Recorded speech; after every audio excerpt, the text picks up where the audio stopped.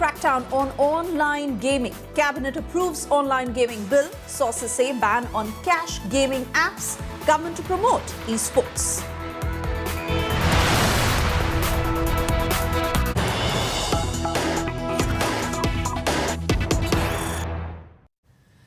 And first up, we get you breaking details coming in. The online money game ban bill that is set to be tabled in Parliament shortly.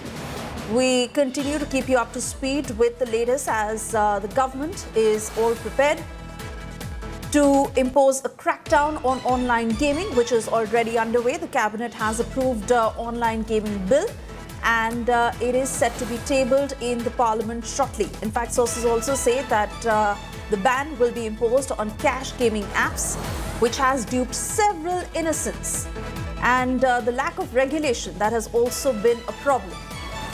Government to promote esports. Meanwhile, online cash game ban bill to be introduced in the Lok Sabha. The bill is to be tabled shortly. Let me cut across to Moshmi joining us live with further details of how the proceedings are all set to pan out in Parliament on this particular bill. So clearly opprecedented situation could be seen in the House because as far as the battle lines are drawn, the opposition is going to oppose the bill concerning the 30 days period where any constitutional person can lose his post, whether it's a chief minister or a minister, if he is in custody for 30 days. And we've seen that the opposition has been up in arms, saying that this is actually a very, very vindictive bill which will target the opposition further and victimize the opposition leaders who are in constitutional posts.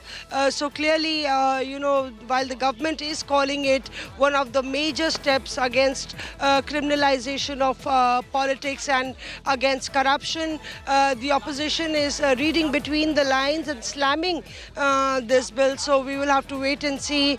All the three pertinent bills are supposed to be brought in the House. The opposition is also going on to add that it's not about the standing committee sending it to the JPC. We are going to not allow even the introduction of the bill by the Home Minister. All right, Moshmi, we'll leave it at the moment at that. And thank you for getting us the latest details. We'll keep coming back to you for further updates.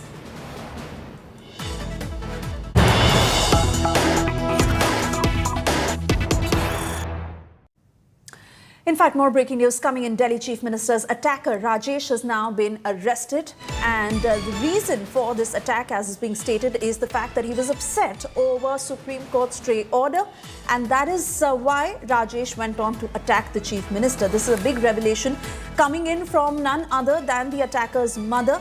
Rajesh's mother has gone on to say that her son had gone to Delhi after he saw videos of stray dogs being picked up and how they were being treated.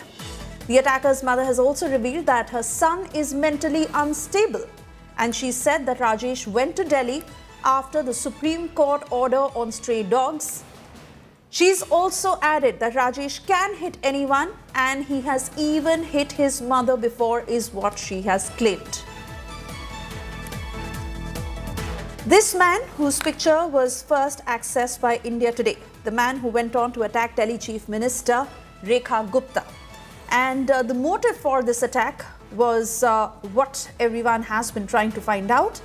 Now it is apparent, as said by his mother, that her son is mentally unstable.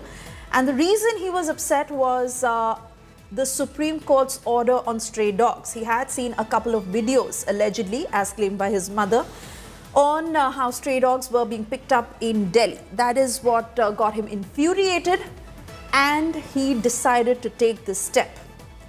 But not to forget that his mother has also claimed that in the past, her son has even attacked her, and he is mentally unstable. He is a 41-year-old resident of Rajkot. So he does not reside in Delhi, but he traveled all the way to Delhi because he wanted to carry out this attack. His mother has said that he had seen videos of how stray dogs were being treated, and that is what got him upset. Let's listen in. એનો મગજ એવો છે ભાઈ ઈ ગમે ને મારી દે ને મને મને કરી વાર મારી દીધું 15 દી વઈ ગઈ એનો મગજ ખારો હોય તો કોઈનું પાટલો લઈને મને મારવા એવો મગજ છે આ તો જો આમાં મારે દવા ચાલુ નથી ઓમ કાઈ નો અમે કઈ તો દવા લેવા જાય દવા લેવા જાતી એને માનસિક તો છે પણ દવા લેવા આવતો નથી અમાર ભેગો અમે કેનું ના કઈ છીએ ને આ છેટી અમે તો ઢીકા મારો છેટી તૂટી જાય ને એવા ઢીકા માર્યા એને પશુથી પ્રેમ હા પશુનું જ વધારે ઘરનું નહીં બાયરી છોકરા શું કરે છે કાઈ ખબર નહીં હંગા બાયરી છોકરાને એને મોટા મત કર્યા અમે હતા પેટ ભરી દીધું. You heard from the mother of the accused, Rajesh, who had carried out that attack against the Delhi Chief Minister. Remember, he is a resident of Rajkot, and there his mother, speaking Gujarati, said that her son is mentally unstable. In fact, she's gone on to say that she herself had left the house for 15 days and he can hit anyone.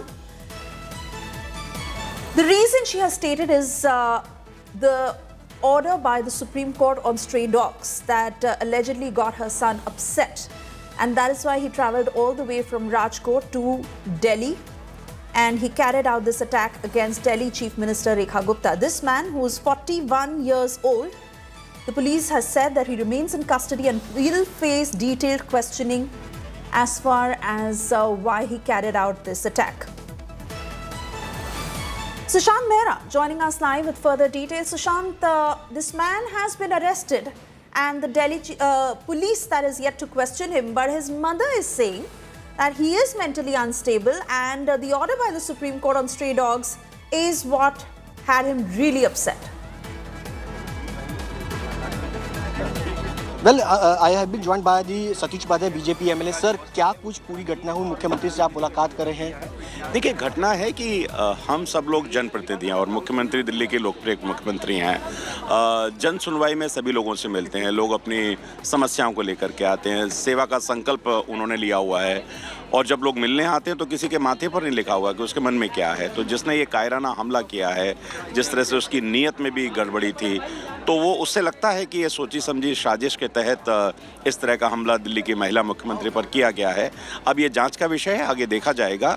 लेकिन मैं ये जानता हूँ कि जिस तरह की शपथ, जिस तरह का प्रण मुख्यमंत्री ने दिल्ली की सेवा का लिया है, उससे हौसले पस्त नहीं होने वाले हैं और दिल्ली की जनता सेंसिटिव है. वो इस तरह के हमलों को, इस तरह की कायराना चीज़ों को, इस तरह की हिंसा को कभी भी दिल्ली की जनता सपोर्ट नहीं. बताया जा रहा है कि लगातार ये रेकी कर रहा था, 2 दिन से मुख्यमंत्री के शालीमार घर पे भी गया, यहाँ पर भी पहुँच रहा था.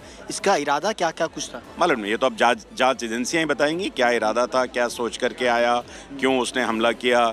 इसके संदर्भ में तो आप जांच एजेंसी. क्या स्थिति है? सीएम ठीक है. सीएम ठीक है. देखिए, सतीश उपाध्याय जो कि बीजेपी विधायक हैं और उनका साफ तौर पे कहना है कि मुख्यमंत्री की स्थिति जो है वो पहले से बेहतर है, लेकिन इसका जो इरादा था कहीं ना कहीं पूरी तरीके से मुख्यमंत्री पर हमला करने का था. और उसी को लेकर के जिस तरीके से दिल्ली सरकार के जो मंत्री है प्रवेश वर्मा, मजिंदर सिंह सिरसा, उनका भी बयान सामने आया है. उन्होंने साफ तौर पर कहा कि ये जो पूरी घटना है उसको लेकर के रेकी की गई थी. 2 दिन पहले से 24 घंटे पहले मुख्यमंत्री का जो शालीमार बाग पे स्थित घर है, वहाँ पर भी जन सुनवाई के दौरान ये रहता था. और उसके अलावा यहाँ पर जो सिविल लाइन पर उनका आवास है, यहाँ पर भी वो उसने आकर के रेकी की थी और उसके बाद अचानक से ही उसने हमला किया और हमला काफ़ी गंभीर था. ये पूरी जो सोची समझी साजिश के तहत जो है ये किया गया था. फिलहाल मुख्यमंत्री जो है अंदर हैं और अभी फिलहाल तमाम जो सुरक्षा कर्मी हैं वो यहाँ पर तैनात किए गए. एक एक करके बीजेपी के तमाम जो लीडर्स हैं, तमाम जो बड़े बड़े मंत्री हैं वो यहाँ पर पहुँच रहे हैं. खुद दिल्ली के जो अलग अलग मंत्री हैं वो यहाँ पर पहुँचे थे. उन्होंने पूरी सुरक्षा को लेकर के सीधे तौर पर ये कहा कि जिस तरीके से ये हरकत हुई है इसकी जाँच होनी चाहिए और ये बेहद जो ये घटना है बेहद संवेदनशील है, क्योंकि मुख्यमंत्री जो कि अपने आवास पर मौजूद थी, अचानक से एक शख्स आता है, उनके ऊपर हमला करता है, उनको काफ़ी देर तक जो है वो पकड़ करके रखता है और उनके साथ मिसबिहेव करता है. ये जो घटना है वो काफ़ी ज़्यादा संवेदनशील है. इस तरीके की घटना को लेकर के हालांकि बीजेपी का कहना है कि मुख्यमंत्री फिलहाल पूरी तरीके से स्वस्थ हैं. उनका साफ तौर पे कहना है कि वो अपने दिन के जितने भी कार्यक्रम हैं उन सब के साथ जो है वो जाएंगी और उन्होंने साफ तौर पे कहा है कि इस कार्यक्रम को वो फिलहाल जो है वो नहीं रोकेंगी और जन सुनवाई जो रोज़ाना मुख्यमंत्री आवास पर चलती है वो चलती रहेगी. जी सुशांत, आपसे गुजारिश करूंगी आप बने रहिए हमारे साथ. At the moment we cut across to more breaking news coming in.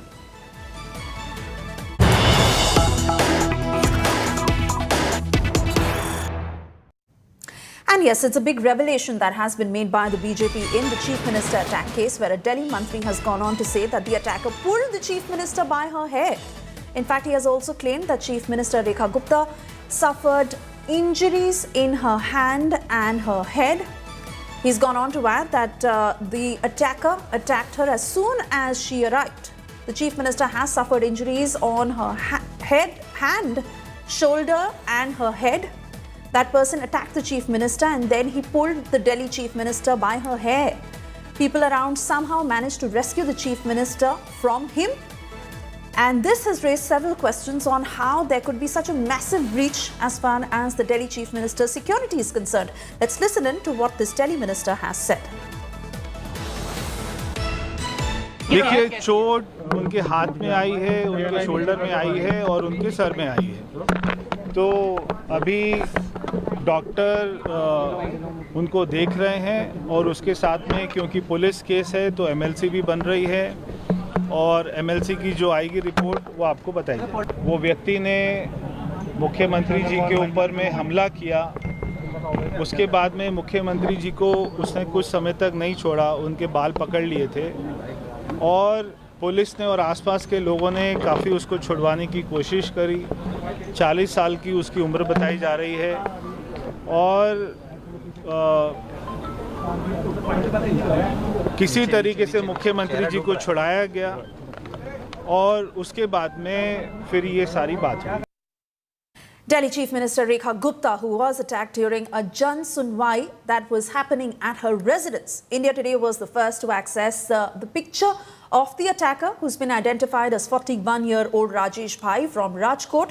The attacker, Rajesh Bhai, approached the Chief Minister with some papers in his hand and then suddenly struck at the Chief Minister, dragging her by her hand. The police acted swiftly and has now even arrested him. India Today also accessed inside details revealing the motive of the attack first. Investigators say the assailant wanted his jailed relative freed, and which is why he approached the Chief Minister. He sought help in court, but what began as a desperate plea ended in violence. Now, police sources have revealed that their line of questioning is basically where they are trying to determine if he visited Chief Minister's residence before and whether the attack was pre-planned. Meanwhile, the mother of the attacker has said that her son had been deeply disturbed after the recent court order on stray dogs, and that is why he visited Delhi. He also said that she also said that he is violent by nature and is someone who can hit anyone. She's further added that he even attacked her in the past. Listen in. ये बहुत गलत हुआ है. जनता सुनवाई पे सबका का हक है. इसमें कोई बहरूपिया अगर आज उनको थप्पड़ मार सकता है तो ये बहुत बड़ी बात है. मैं बिल्कुल साथ में नहीं थी तो मेरे को सुनाई नहीं दिया, लेकिन हम वहीं थे. वो अपनी कोई बात बता रहे थे, एकदम बात बताते वक्त वो अभी बात ही हो रही थी, उन्होंने एकदम थप्पड़ मार दिया. वो अपनी कोई बात बता रहे थे, एकदम बात बताते वक्त वो अभी बात ही हो रही थी, उन्होंने एकदम थप्पड़ मार दिया, जो कि गलत है. कोई वजह बताई मैडम? नहीं. और उसको बस एकदम ही ले गए लोग, पुलिस वाले. पुलिस, हाँ जी, उसको अरेस्ट कर लिया था. अरेस्ट करने के बाद उसकी बहुत पिटाई भी करी और वो हाथ के हाथ ही ले गए. अभी पुलिस स्टेशन ही लेके गए. नहीं सर, हम अपनी बारी का इंतजार कर रहे थे. हम इससे अगली जन सुनवाई में भी आए थे. मुख्यमंत्री जी ने बड़ा ध्यानपूर्वक हमें सुना था और उनका व्यवहार बहुत अच्छा है. जो भी घटना हुई है ये सिर्फ मुख्यमंत्री पे हमला नहीं हुआ, ये दिल्ली के लोकतंत्र पे हमला है. बहुत गलत है, हम इसका विरोध करते हैं. लेकिन जिस तरह से ये घटना हुई है वो ये नहीं होनी चाहिए थी. मैं लाइन में लगा हुआ था, बिल्कुल करीब था. मैंने देखा वो बिल्कुल गंदे कपड़े, शराबी की हालत, हाथ में कुछ कागज़ ले रहा था. वो डायरेक्ट वो अटैक करने को आया. अब इतनी सिक्योरिटी होने के बाद भी सीएम पे कोई हादसा कर रहा है, ये बहुत चिंताजनक बात है.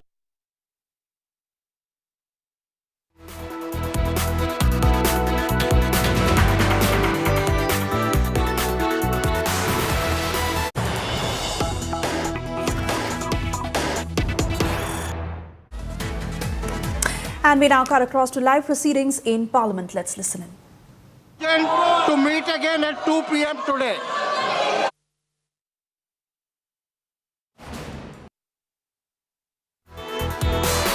And there we saw how the Lok Sabha has just been adjourned due to ruckus that was happening on the floor of the House. Of course, the online money game ban bill that has been tabled in Parliament, where the government is very serious about its resolve as far as crackdown on online gaming apps is concerned.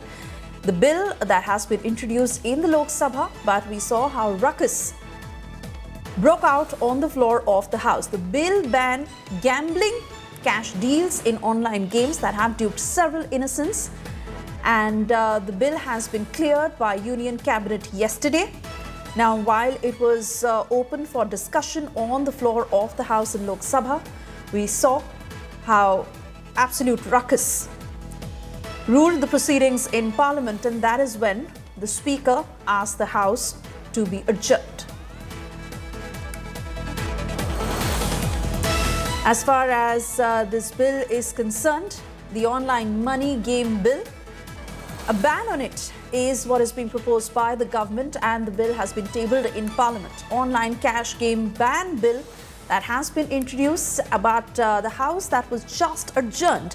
Let me cut across to Piyush Mishra joining us on the phone line to quickly get details of what transpired in the last couple of minutes right after the bill was introduced. Well, Smrisha, since the beginning of a monsoon session, we are seeing that the disruptions taking place in Parliament and both the houses of the issue of SIR. And at the moment, online gaming bill was also introduced by Union Minister of Information and Technology, Ashwini Vaishnav. We saw various leaders of opposition political parties started disrupting, and they started raising slogans on the issue of SIR. But yes, the government has introduced the promotion and regulation of online gaming bill 2025, and this has come after the cabinet clearing this bill. Yesterday there was a cabinet meeting in which this bill was also cleared, and today the government has introduced this bill in Lok Sabha. Sources within the government have also told us that this bill has been brought because there are many complaints which the government is receiving as far as the online games are concerned. Many cases of suicide have also come, and that's why the government is trying to regulate these games and is ensuring that no such illegal activity is carried out via such platforms where these online games can easily be accessed. And that's why the government has come up with this bill. When this bill was introduced, we saw continuous disruption by the opposition, where they continue to demand government to speak on the issue of SIR. Remember that this is a demand which the opposition is seeking from the government since day one, but the government has made it very, very clear that SIR is an issue which pertains to the functioning of Election Commission of India, and government cannot speak on behalf of Election Commission of India. And that's why no discussion is taking place. But opposition is very much adamant, and since the beginning of monsoon session, we are seeing a continuous disruption inside and outside the Parliament. Because of the continuous disruption, now the Parliament, specifically Lok Sabha, where the bill was introduced, has now been adjourned till 2 noon. So at 2 p.m. we will see 3 more bills also. Those were listed yesterday in the business will be tabled by Home Minister Amit Shah. At the time also we can expect a massive ruckus and disruption by the opposition, where it will seek answers from the government on the issue of a special intensive division which is taking place in the state of Bihar. All right, Piyush, wait and watch what happens at 2 p.m. this afternoon. For the moment, I want to thank you for getting us these details. And let me now take you through details of why exactly the crackdown on these cash gaming apps, and why is it that the government is so serious to impose a ban. Now, the cabinet has cleared the online gaming bill to curb betting and fraud that has duped several innocents. The ban to be imposed on all money-based gaming transactions that happen nationwide. So much so that banks and financial institutions have been barred from processing any sort of gaming payments, because we've seen several people suffer on that end. No ads for real money gaming, esports and skill games will be promoted at all, is what the bill states. As far as regulation is concerned, MeitY would act as a central regulator and have the power to block these illegal sites. Now, what exactly are the loopholes as far as these gambling apps are concerned, and how is it that they manage to get their way and circumvent the rules that are underway? Now, they are primarily marketed as skill games, and that is how they manage to bypass those bans. They run from offshore hubs using VPNs and they mirror sites. That is why they cross that online barrier. And of course, they are promoted via sports portals to dodge any sort of ad bans. These accounts that use mule accounts, UPI and crypto for payments and laundering, such that the actual payment does not get recorded or can be traced in any which way. Now, what are the tricks they use? It's a near miss, instant rewards, delayed payouts is how they lure the customer at the other end. There are weak age checks that expose minors who have been reportedly higher when it comes to getting duped by these apps. The loan app link that eventually leads to a debt in this gambling trap. And so many who've been exploited due to the lack of central regulation. And that is why there is a growing demand for the same. Now, let me tell you how big this Indian cash gaming empire is. It runs into crores of rupees. Online cash gaming industry that is amounted to the tune of 27,438 crore rupees, and that itself is the number that came in 2024. In the years to come, it is expected to grow to 78,551 crores by 2029 as per estimates. It constitutes around 85% of India's online gaming market and over 488 million gamers who have been trapped in this. Remember, these are estimates just till 2024. It is growing at a 23% rate annually. So you can imagine how it is set to grow until 2029. But so many people who are at the receiving end not understanding that they are actually getting trapped. In fact, Union Minister Ashwini Vaishnaw, who tabled the bill against online gaming apps, listen in to what he said. Honorable Speaker, sir, I rise to introduce the promotion and regulation of online gaming bill 2025 to be taken into consideration. Honorable member who have been permitted to raise the matters under Rule 377 today may personally hand over the approved text to the matter at the table immediately.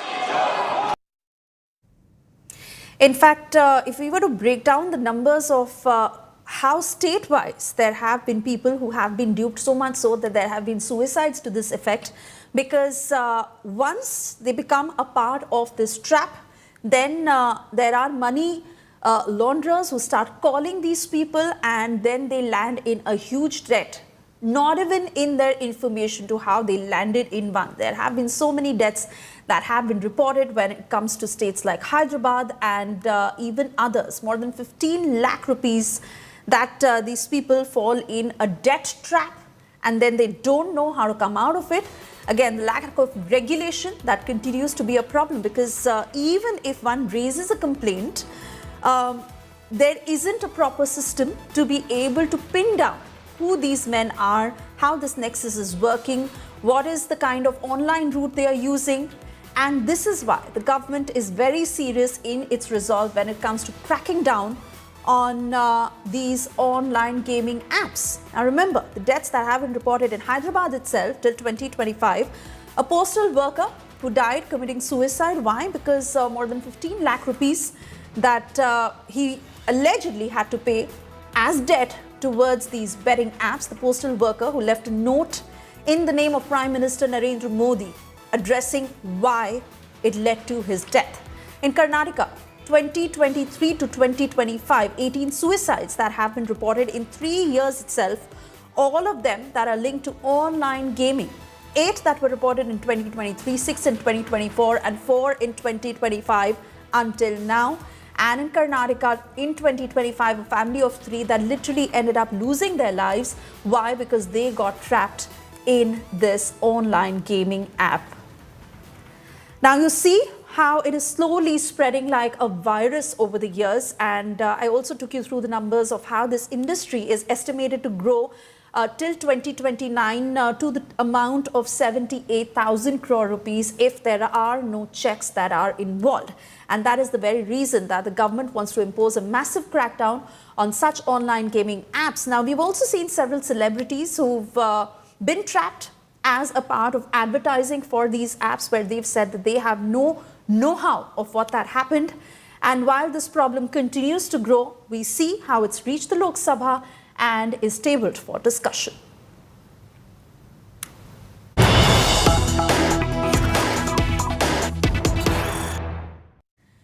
And we now get you details of Ahmedabad school stabbing horror, where a class 9 student who stabbed a class 10 student, that led to his death.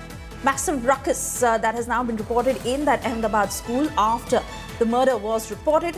Hindu groups ABVP have all ransacked the Ahmedabad school. The deceased student belonged to the Sindhi community, and the accused student who belongs to the Muslim community. That is why communal motive is now being stated in this, especially by right-wing groups that have now reached that Ahmedabad school. There you see how the situation is rather dramatic and chaotic at that school, where the police is trying to control those crowds. But the anger that is mounting after this incident took place, a class 9 student who stabbed the class 10 student to death. Even as the matter is being investigated, but there you see huge crowds that have gathered at the school. That includes not just parents, but even right-wing groups, including the ABVP, that are now protesting against this murder. A class 9 student who allegedly belonged to the Muslim community, and a class 10 student who was stabbed. The deceased who allegedly belonged to the Sindhi community.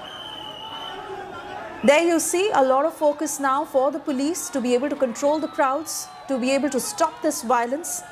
But those are agitated individuals who have gathered on the ground at that school, raising questions and anger that continues to mount to why this incident happened in the first place. A class 9 student who stabbed a class 10 student, and there you see how the matter is escalating on the ground at this particular school, where parents, of course, have gathered in huge numbers, but it is not just restricted to the anger of the parents and those who are families of other fellow students.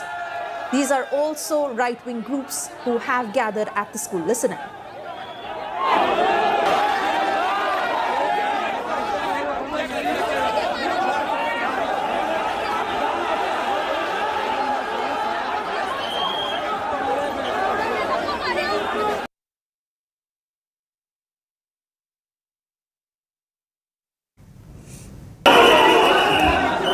So you see the kind of chaos that continues to escalate, and how anger is mounting, where there is growing chorus for justice for the deceased student, but also to really get to the details of why that class 9 student stabbed the class 10 student.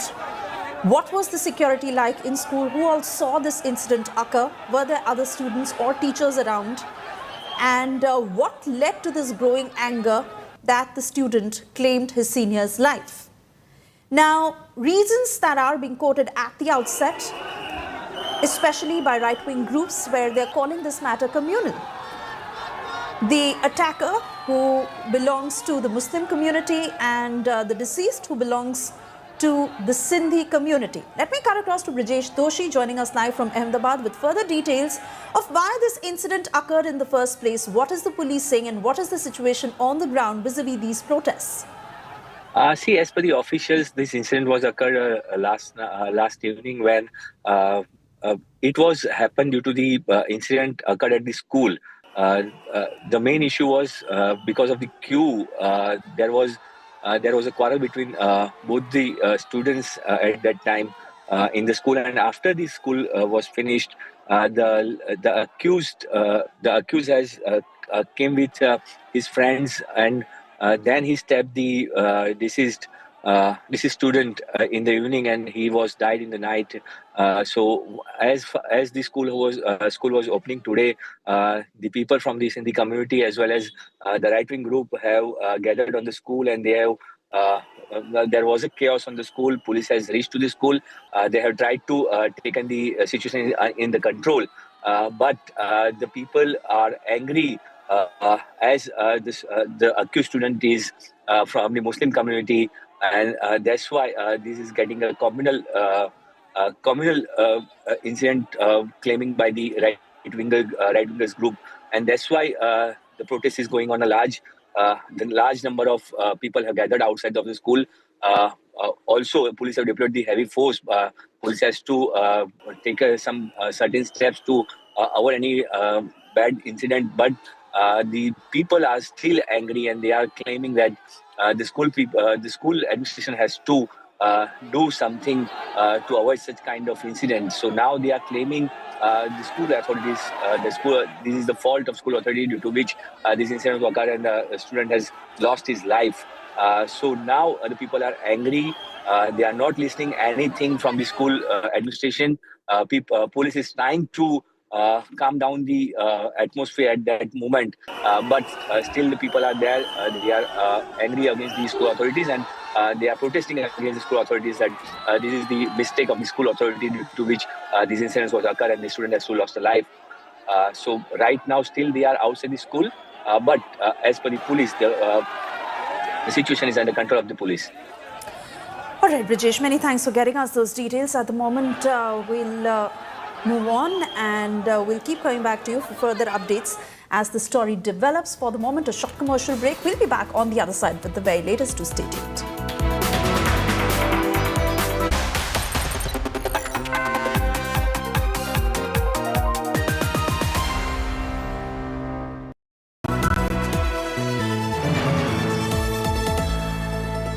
Moto G96 5G. All eyes on you. I choose a world where we care and we dare to love. I choose a world where we dream and the limit is the sky. And this world is my home where I'm living my best life. Mindfully crafted home decor fabrics. Living my best life. Sansar, a D-Decor brand. Live consciously.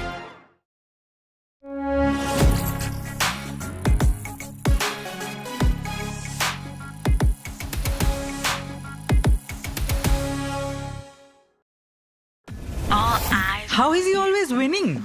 Gotta have some spin, never bending, dripping, like so clean. Moto G96 5G. All eyes on you.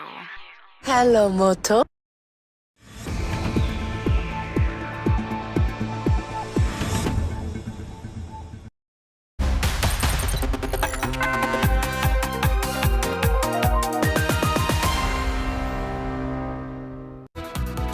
And well, Rajasthan Chief Minister Bhajan Lal Sharma has hailed Prime Minister Narendra Modi's visionary leadership after the cabinet cleared a 1,507 crore rupees proposal for the construction of a Greenfield airport at Kota. Sharma expressed heartfelt gratitude to Prime Minister Narendra Modi, saying the project will not only boost the education hub of Kota, but also energize the economic, industrial and tourism potential of the Hadoti region and the state at large.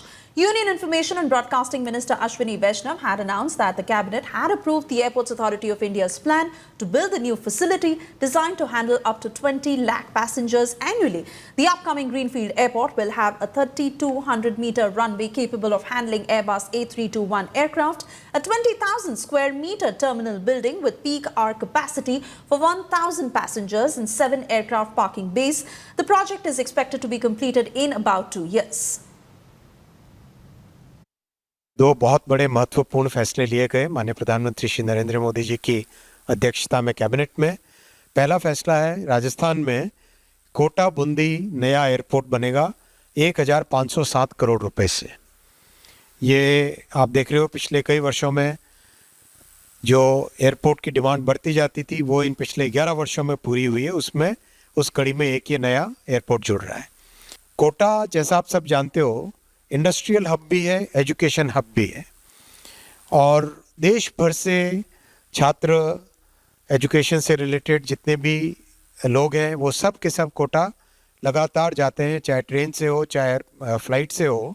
तो कोटा के लिए demand लंबे समय से एक अच्छे बड़े modern airport की डिमांड रही है और बूंदी और कोटा एक तरीके से करीब करीब आज एक पूरा इकोसिस्टम वहाँ पे बन गया है। एग्जिस्टिंग एयरपोर्ट बहुत छोटा सा है, पुराना है उसको मॉडर्नाइजेशन किया गया है और अब एक ग्रीनफील्ड एयरपोर्ट, नया एयरपोर्ट बनेगा, Kota Bundi airport. With that, it's time for us to slip into a very short commercial break. Coming up on the other side, NDA Vice President candidate Radhakrishnan has filed his nomination. Prime Minister Modi first proposer for Radhakrishnan. Women, Dalit, OBC proposers for Radhakrishnan. Getting you all the details on the other side of the short breather. Stay with us.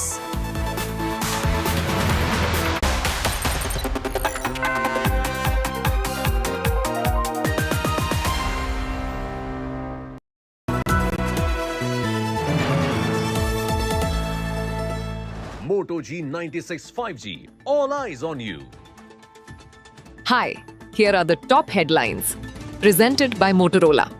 Government to table 3 bills to remove PM, CMs and ministers jailed for over 30 days. Heavy rains lash Maharashtra. Flood-like situation in many districts. Over 50 Delhi schools receive bomb threats via email.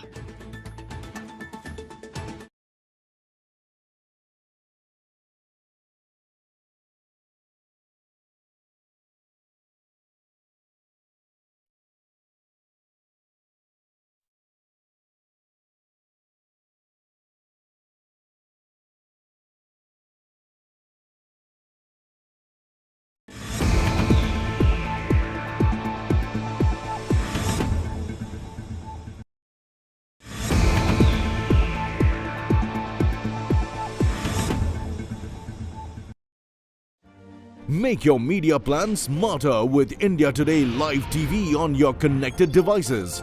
Amplify your brand with 100 million smart internet viewers. To advertise, mail us at sales@ajtak.com. Make your media plan smarter with India Today Live TV on your connected devices. Amplify your brand with 100 million smart internet viewers. To advertise, mail us at sales@ajtak.com.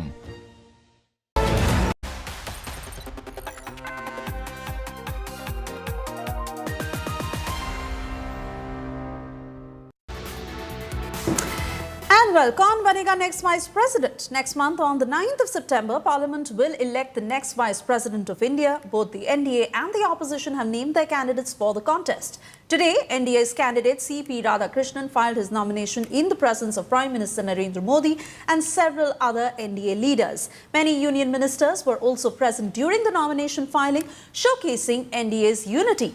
Tomorrow is the last day to file nominations. Opposition's candidate B. Sudarshan Reddy is all set to file his nomination. He spoke exclusively to India Today, appealing to NDA MPs to support him.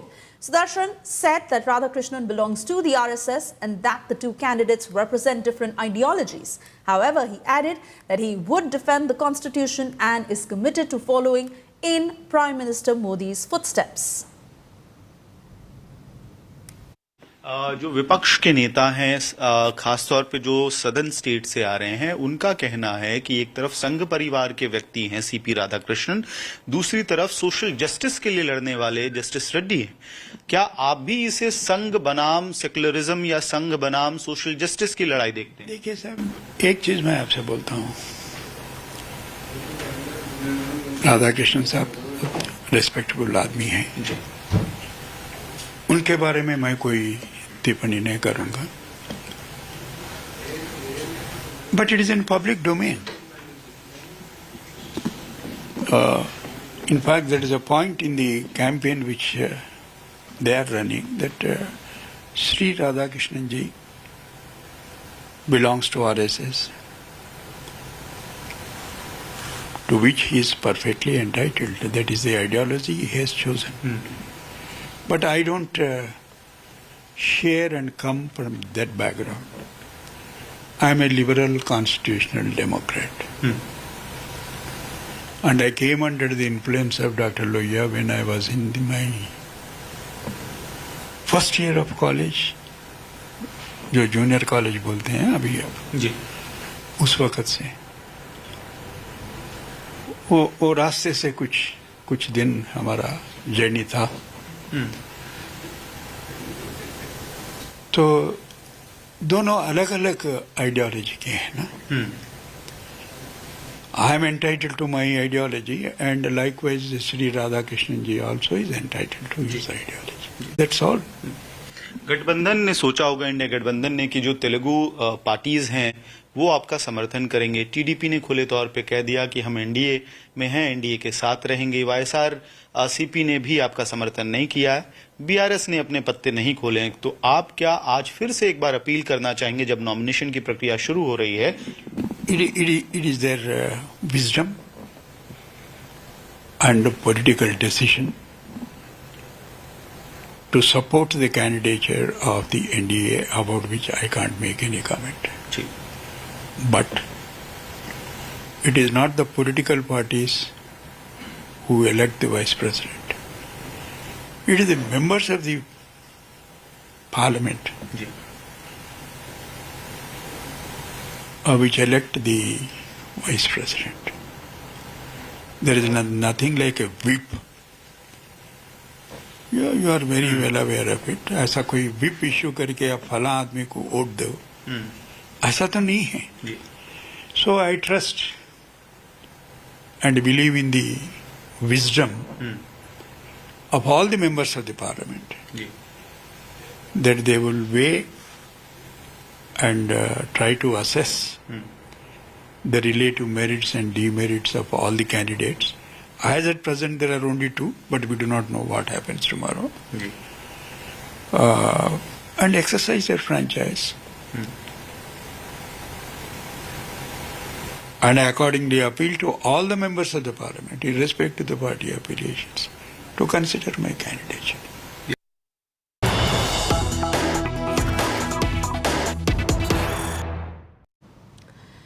And we cut back to the Ahmedabad school stabbing incident, where dramatic pictures coming in after a class 9 student who stabbed the class 10 student in that school.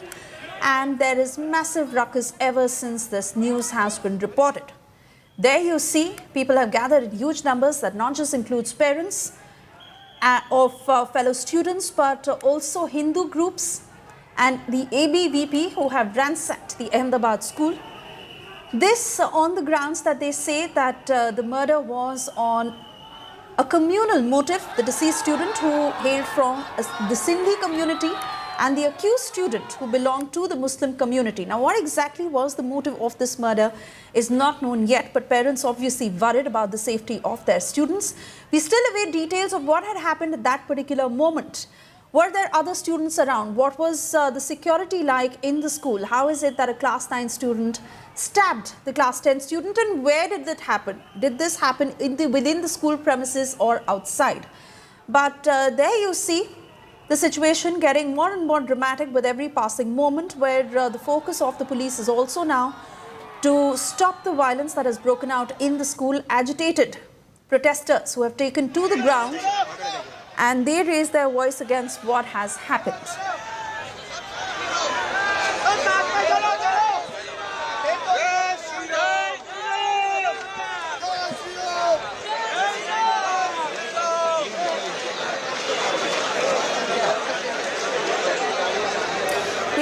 Try and connect with my colleague Rajesh Doshi, who's picking up all the details of what the police has investigated so far, but extremely concerning for every parent there to know that such an incident has happened in the school, because these were merely 14, 15-year-old boys, and the class 9 student who went on to stab class 10 student. Was it personal animosity? Why is it that the situation escalated to this level? Who all were in the know-how of the equation that the two shared?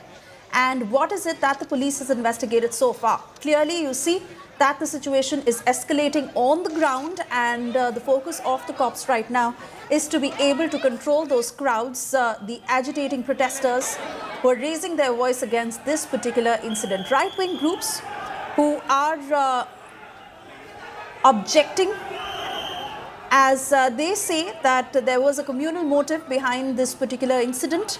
The class 9 student who hailed from the Muslim community, and the class 10 student who is now unfortunately no more, hailed from Sindhi community. There you see vandalism within the school, where these are angry protesters who have also damaged the school property and disrupted many of those rooms inside and outside the school. They've gathered in huge numbers. The police having to control those crowds and push them out. But this is anger that is escalating. Let me cut across to Atul Tiwari, who's joining us from Ahmedabad. Atul, हमें जानकारी दीजिए। जाहिर सी बात है कि सभी parents बहुत worried हैं अपने बच्चों की सिक्योरिटी के लिए, और ऐसा इंसिडेंट जो कहीं पे भी हुआ हो, पर क्यों ये हुआ था और क्यों कम्युनल मोटिव बताया जा रहा है, क्योंकि खासकर राइट विंग ग्रुप्स वहाँ पर मौजूद हैं, ये बोलकर कि जो अटैकर था वो मुस्लिम कम्युनिटी से था और जो डिसीज्ड है वो सिंधी कम्युनिटी से है। बिल्कुल, कल स्कूल छूटने के बाद ये घटना पूरी हुई है, जिसमें 10वीं का छात्र जब स्कूल से छूटा और अपने घर जा रहा था, उसके ऊपर कुछ छात्रों ने हमला किया, जिसमें 9वीं का एक छात्र था जिसने चाकू से 10वीं के छात्र पर हमला किया, और जो घायल छात्र था उसे अस्पताल ले जाया गया, लेकिन इलाज के दौरान छात्र की मौत हो चुकी है। जिस छात्र की मौत हुई है वो सिंधी समुदाय से है। छात्र की मौत होने के बाद लगातार सिंधी समुदाय के लोग और स्कूल में जो बच्चे पढ़ते हैं उनके अभिभावक लगातार स्कूल पर पहुंच रहे हैं, और उनमें एक अलग से ही आक्रोश देखा जा रहा है। मैं जमीन को कहूँगा, मेरे पीछे की तरफ की तस्वीरें भी आपको दिखाएंगे, जो 7th डे स्कूल अहमदाबाद के खोखरा में आई हुई है। वहाँ पे भारी संख्या में जो अभिभावक है वो पहुंचे हुए हैं, और अब तक जो जानकारी मिल पाई है किस वजह से दोनों छात्रों के अंदर किस बात को लेकर झगड़ा हुआ, इसको लेकर तो अभी पुलिस की तरफ से कोई स्पष्टता नहीं दी जा रही है। लेकिन जो अभिभावक हैं, जो बच्चे हैं, वो कह रहे हैं कि कुछ दिन पहले कुछ खाने को लेकर बच्चों के बीच में कुछ कहासुनी हुई थी, और इसी बात को ध्यान में रखकर जब कल स्कूल छूटी तब 10वीं का जो छात्र था उसके ऊपर 6 से 7 बच्चों ने हमला किया, जिसमें से एक 9वीं का छात्र जिसने चाकू से 10वीं के छात्र पर हमला कर दिया, और जो छात्र है उसकी इलाज के दौरान मौत हो गई। उसके बाद से लगातार आज सुबह से जो अभिभावक हैं, सिंधी समुदाय के लोग हैं, हिंदू संगठन है और एबीवीपी के जो कार्यकर्ता हैं वो स्कूल पर पहुंच रहे हैं, और लगातार इन सभी लोगों में आक्रोश स्कूल प्रशासन के प्रति देखने को मिल रहा है, क्योंकि जो लोग हैं, अभिभावक हैं, उनका यही कहना है कि इस स्कूल में समय समय पर इसी तरह से बच्चों के बीच में झड़प होती रहती थी। कई बार कुछ बच्चों ने स्कूल मैनेजमेंट को शिकायत की थी कि बच्चे यहाँ पे चाकू लेकर आते हैं। कुछ बच्चों के साथ हमने बातचीत की, वो यहाँ तक कहते हैं कि कुछ बच्चे ड्रग्स लेकर भी स्कूल आया करते थे। हालांकि इस बात को लेकर जब वो शिकायत प्रशासन मैनेजमेंट को करते थे तो मैनेजमेंट की तरफ से किसी प्रकार का एक्शन नहीं लिया जाता था, और जब एक्शन नहीं लिया जाता था तो परिणाम क्या होता है वो आप अब जो कहानी सामने आई है, जिसमें एक बच्चे की चाकू के हमले से हत्या हो गई है, इस प्रकार की जो घटना सामने आई है, ये हादसा स्कूल में हुआ है। स्कूल की ये कैंपस की अंदर की तरफ की तस्वीरें हैं, जहां बड़ी संख्या में जो पेरेंट्स हैं उनकी मौजूदगी है। पुलिस बल की भारी तैनाती स्कूल के अंदर की गई है। डीसीपी से लेकर जेसीपी लेवल के जो पुलिस के रूप में आरोपी था, जो जुवेनाइल था, पुलिस ने उसको डिटेन कर लिया था। मीनवाइल रात को ट्रीटमेंट के दरमियान जो इंसिडेंट में पीड़ित बच्चा था उसकी डेथ हो गई है, तो उसके परिवार वाले, स्कूल में जो बाकी स्टूडेंट्स पढ़ते हैं उनके पेरेंट्स और सिंधी समाज के भीड़ यहाँ पे है, तो सफिशिएंट संख्या में पुलिस की यहाँ प्रेजेंस है। ऑलरेडी पुलिस ने मेन अक्यूज को डिटेन कर रखा है और इन्वेस्टिगेशन आगे बढ़ा रहे हैं। मैं मीडिया के मार्फत से आप सभी लोगों से रिक्वेस्ट करता हूं कि हम सबको कानून व्यवस्था में एक दूसरे का सहयोग करना चाहिए, और पुलिस इस पूरे मुद्दे के ऊपर तटस्थ तपास करेगी, और जो भी कल्प्रिट है उनको बिहाइंड द बार किया जाए। कौन से धर्म के लोग थे आरोपी, कौन से धर्म के हैं, जो मृतक है वो कौन से धर्म का है? इसमें जिस बच्चे की डेथ हुई है वो सिंधी समाज से आता है, और जो उसमें मेन अक्यूज है वो मुस्लिम समाज से। सर ये पूरा नाम को अलग से पकड़ लिया है, अब क्या करेंगे हम? इसमें अभी तक जो पता चला है कि दोनों बच्चे सेम सेशन में पढ़ते थे, 10th के स्टूडेंट थे, आपस में स्कूल में जो रख जाएगी उसका इंसिडेंट है। बाकी पुलिस अभी तक सर ये अभी क्या मांग कर रहे हैं? अभी यहाँ भीड़ एकत्रित है, क्या मांग है? नहीं, हमने भीड़ के सभी आगेवानों को बुला के पूछा है, इनकी सबकी रजूआत सुनने का हम लोग प्रयास कर रहे हैं। यूनानिमसली ये लोग कहना चाहते हैं कि पुलिस FIR ले, जो हम ऑलरेडी ले चुके हैं, बोल रहे हैं अक्यूज अरेस्ट करें, ऑलरेडी हम अक्यूज ला चुके हैं।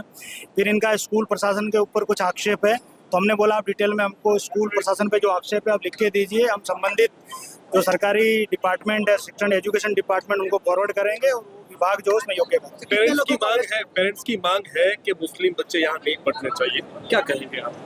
देखिए, ये एजुकेशन विभाग को लगता हुआ मुद्दा है। इनकी जो एजुकेशन विभाग के बारे में जो भी रजूआत है वो हमको लिखित में देंगे, हम एजुकेशन डिपार्टमेंट को कितने लोगों को अरेस्ट किया? इसमें जो मेन अक्यूज था उसको हमने रात को डिटेन कर लिया, बाकी हम तपास। सर यहाँ पे तोड़फोड़ हुई तो पुलिस कहाँ थी, आप कहाँ थे और क्या? यहाँ पे सफिशिएंट संख्या में पुलिस उपस्थित थी, लेकिन भीड़ जो है उसको ध्यान में रखते हुए जो इंसिडेंट बना है, इसमें जो CCTV फुटेज और हमारे पास मीडिया का कवरेज है, अब मीडिया के मित्रों से मेरी रिक्वेस्ट है उसके आधार पर हम योग्य कार्रवाई करें। ठीक है।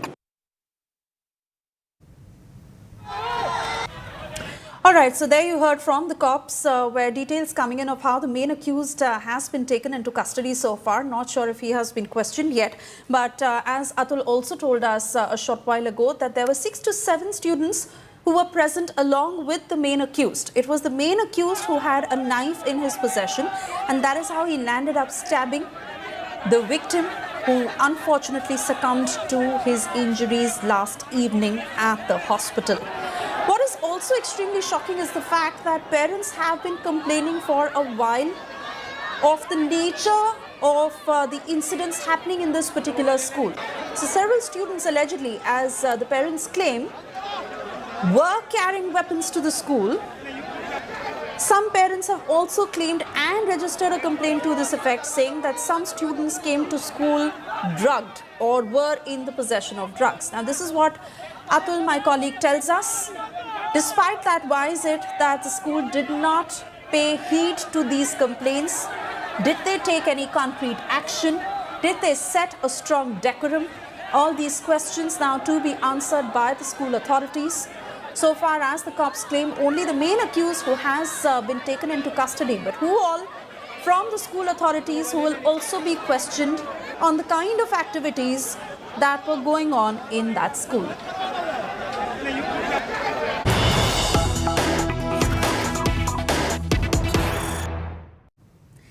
And we are moving on to more breaking news coming in on Delhi Chief Minister's attack, where we are now receiving information of how there was a ruckus in the Chief Minister house that lasted for about a minute.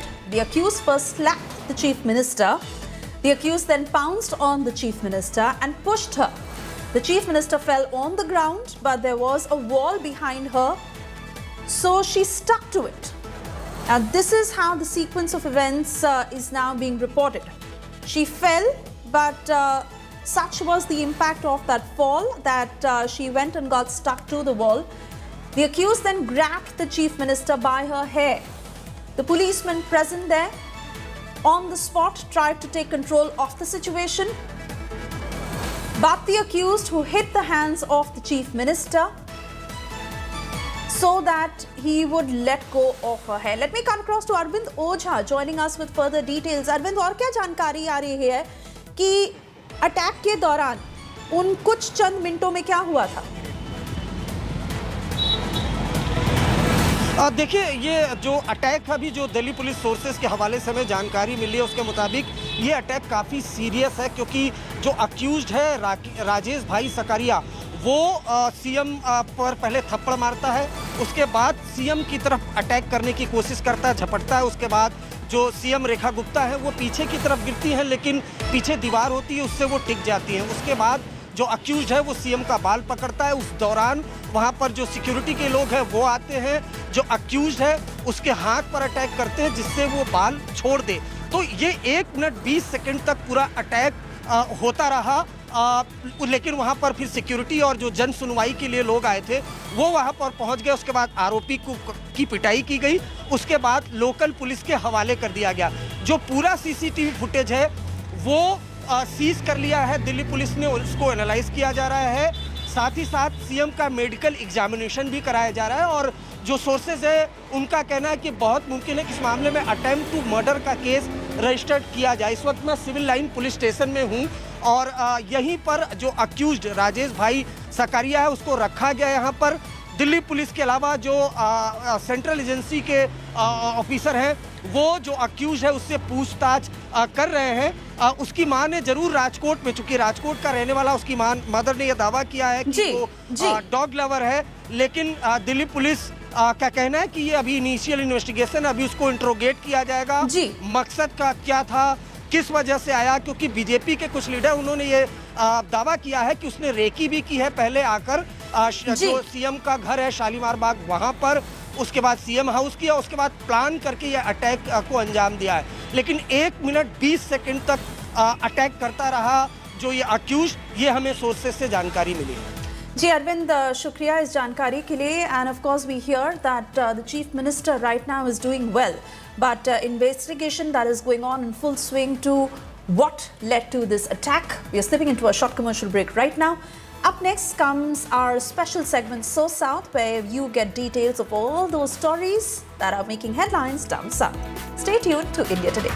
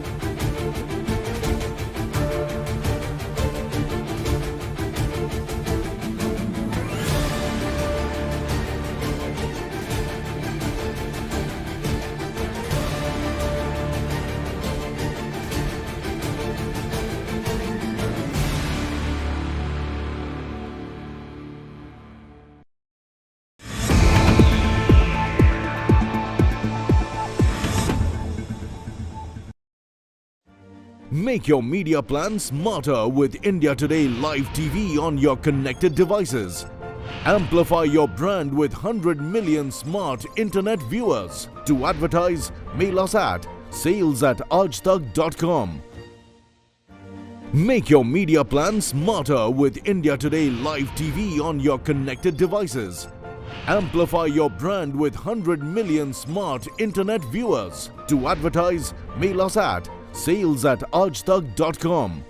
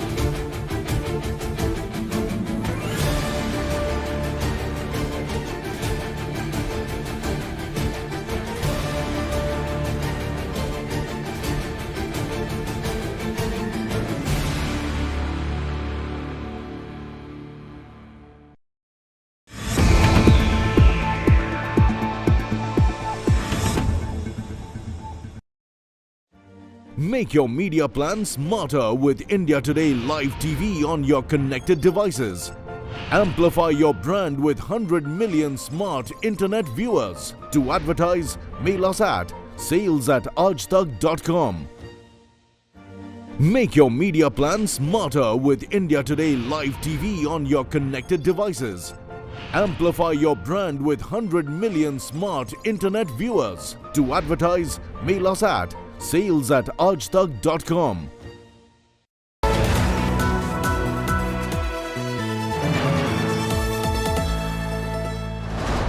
So sorry.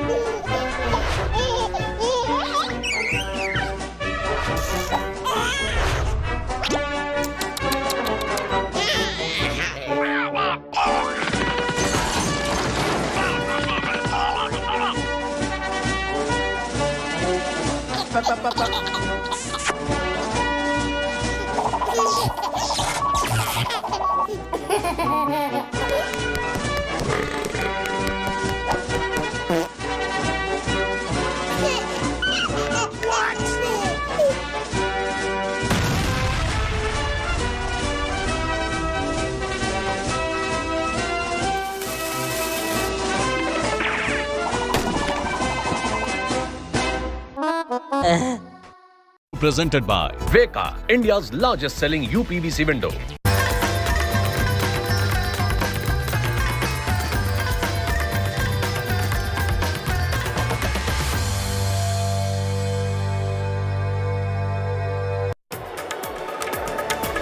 Hello and big welcome, namaskara and vanakkam. I'm Nagarjun Dwarkanath bringing you another episode of So South, and joining me now are my colleagues from the southern part of India, Pramod Madhav from Chennai, Apurva Jayachandran from Vijayawada, Shibi Mole from Trivandrum, bringing you stories from every nook and corner of the South Indian cities as well. Let's listen into what they have in store for us today.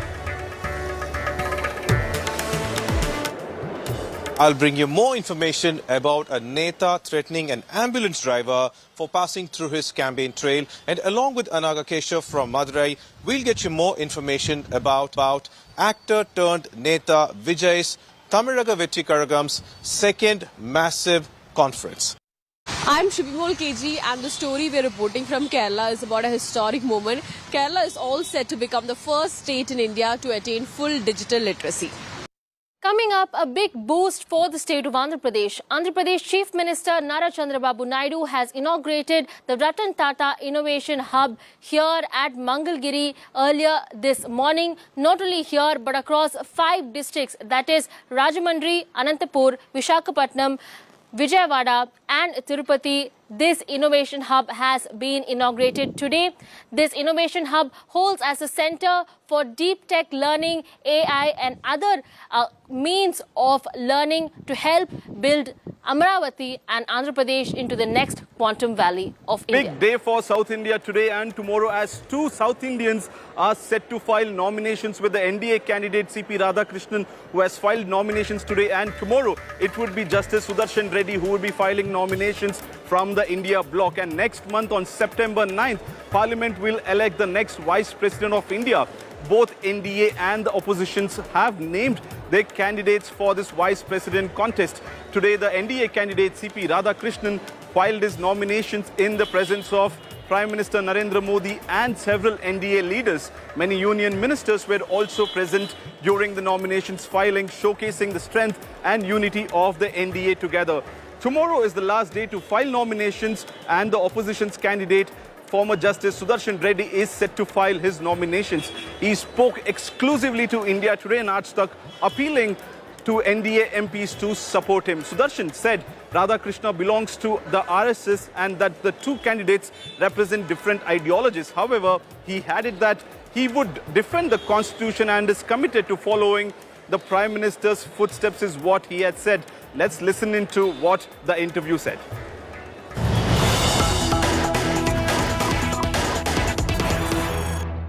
जो विपक्ष के नेता हैं, खासतौर पे जो सदन state से आ रहे हैं, उनका कहना है कि एक तरफ संघ परिवार के व्यक्ति हैं सीपी राधाकृष्णन, दूसरी तरफ सोशल जस्टिस के लिए लड़ने वाले जस्टिस रेड्डी हैं।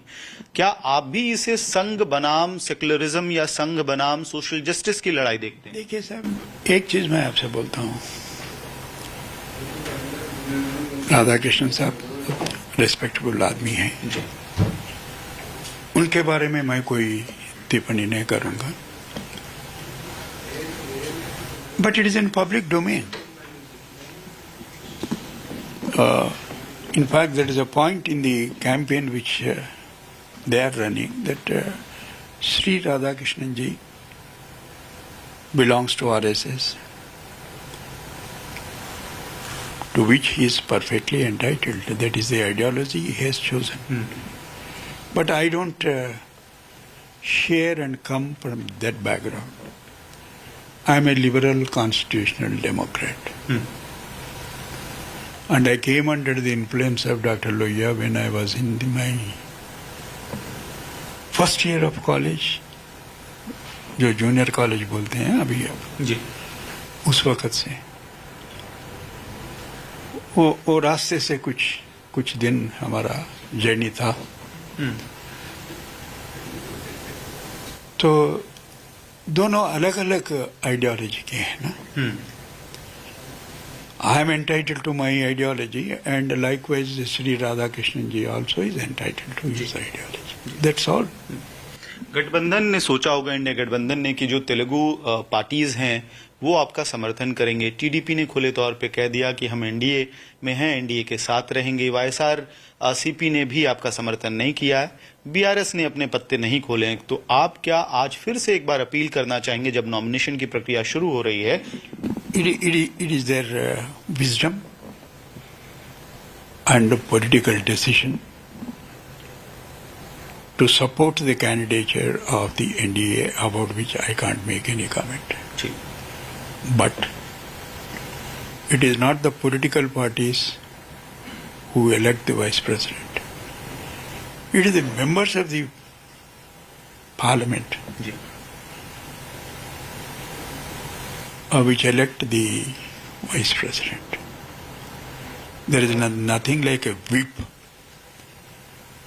You are very well aware of it. ऐसा कोई whip issue करके आप फला आदमी को वोट दो, ऐसा तो नहीं है. So I trust and believe in the wisdom of all the members of the parliament, that they will weigh and try to assess the relative merits and demerits of all the candidates.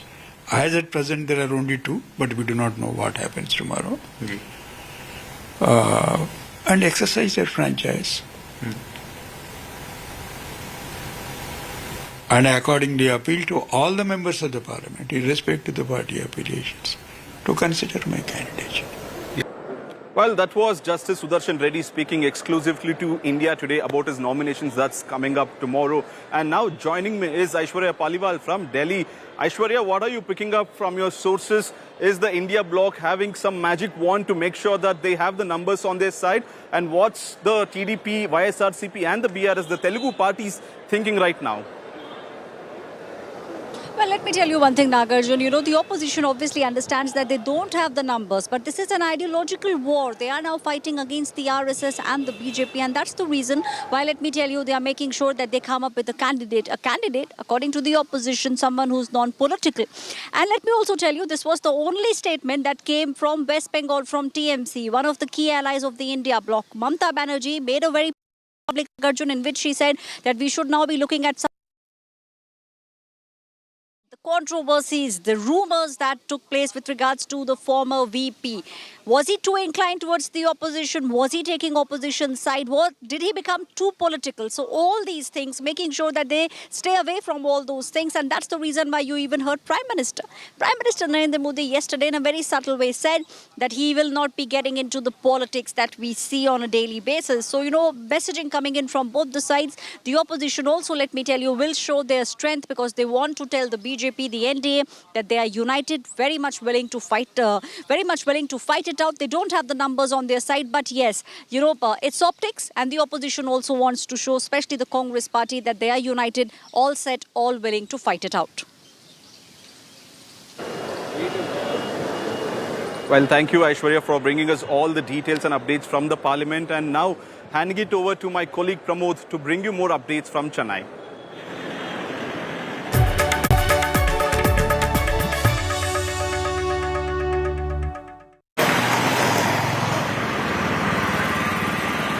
Well, thank you, Nagarjun. You all know that election season has started in the state of Tamil Nadu with many netas going with their campaigns, and that leads to a lot of people gathering in a lot of areas, especially prominent roads and public spots. But one important moral that we have to follow all the time is that we need to make sure that ambulances are given way no matter what the situation is. But what happened recently is, in the leader of opposition, Edappadi K. Palaniswamy's AIDMK campaign at Anikat, an incident occurred where he got upset over an ambulance entering his campaign trail. EPS did not stop over there. He asked his cadres to find out if the ambulance was carrying any kind of patient, and if not, that is going to turn out to be trouble. In fact, he said that for the past 30 campaigns, he's also seen such kind of incidences, calling it as indecent politics by DMK, and EPS went a little far ahead by threatening the ambulance occupants, that is the driver and the technician,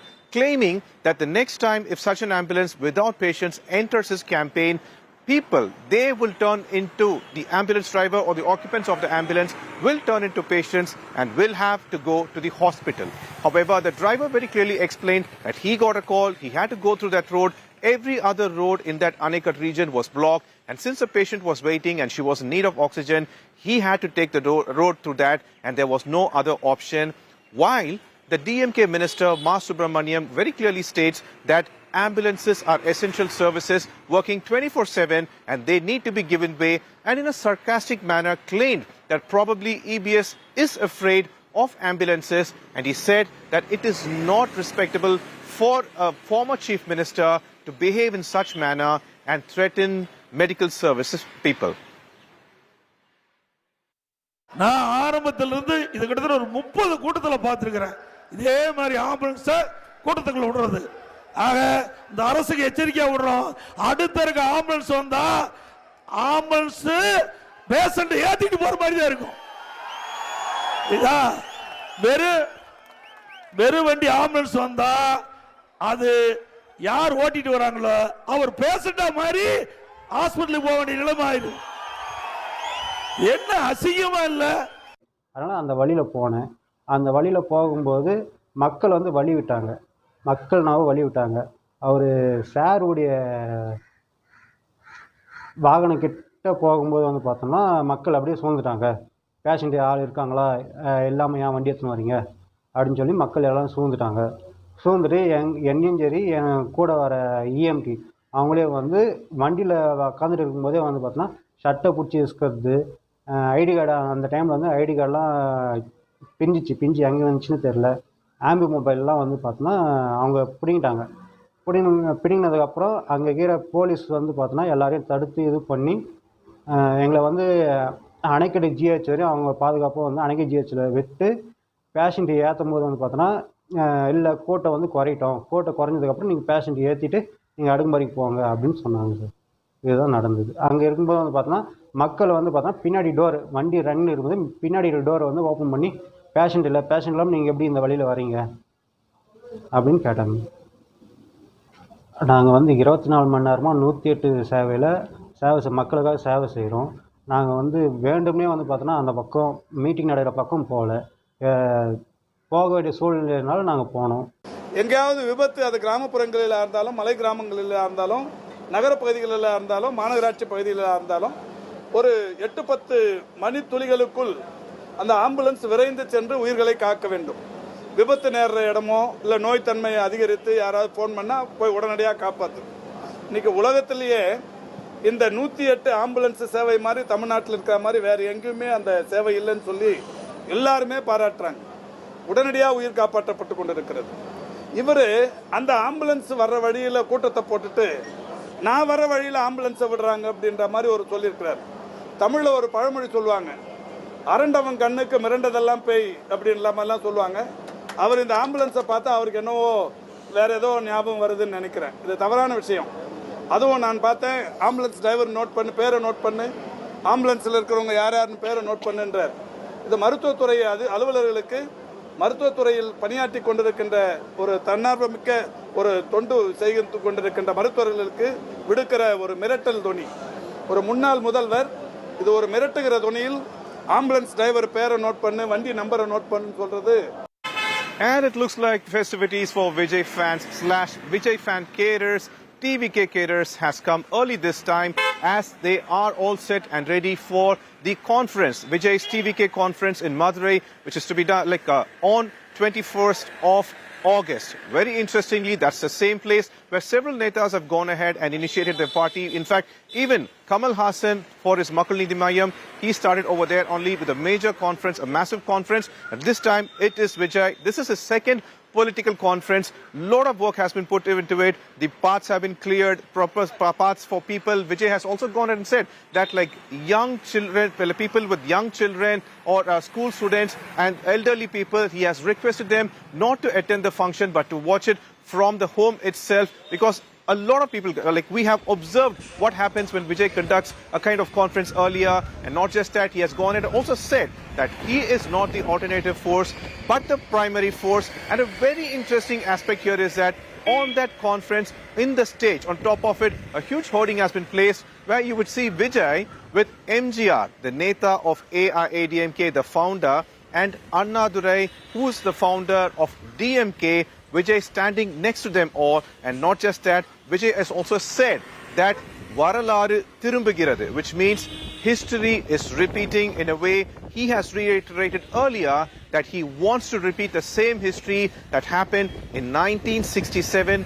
and 1977, kind of talking about how the Dravidian parties took over the power from Congress earlier in 1967 and how MJR became a major power in 1977. Now fans across, he wants the fans especially from in and around Madurai to come to this particular conference, and that is why it has been conducted all preparations have been done to conduct this conference in a massive manner. At the same time, Vijay has also placed requests that people should be extremely cautious, considering that unfortunately during his last conference certain people died in road accidents and such. So he wants him to avoid such things. Come carefully, watch the conference and go back. Very interestingly, we've been also told that Vijay's speech is going to be fiery, that too targeting his political enemy and ideological enemy.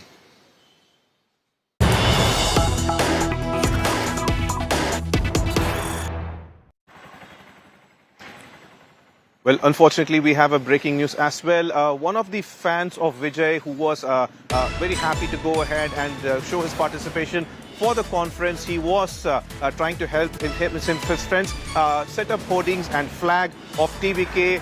This is at Virudunagar district when what happened is that he unfortunately got electrocuted. We've been told that the 19-year-old boy called Kaliswaran from Virudunagar, Inam Pulatur is a place and where he was trying to help with creating hoardings and also placing a flag. He got electrocuted unfortunately and he has passed away.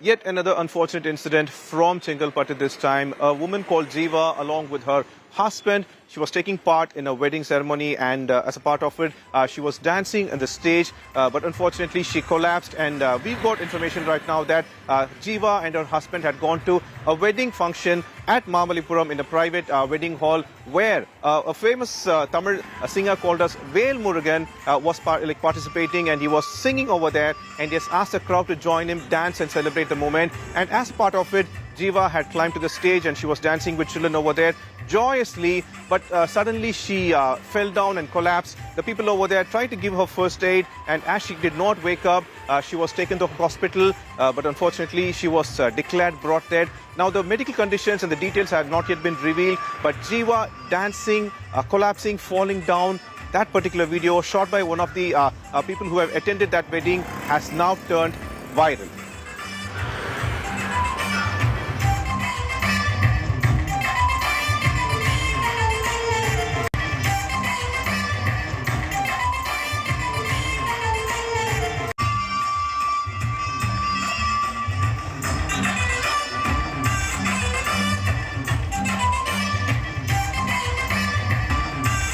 And one more joyous news from the God's own country, and over to Shivi Mole for more updates on that.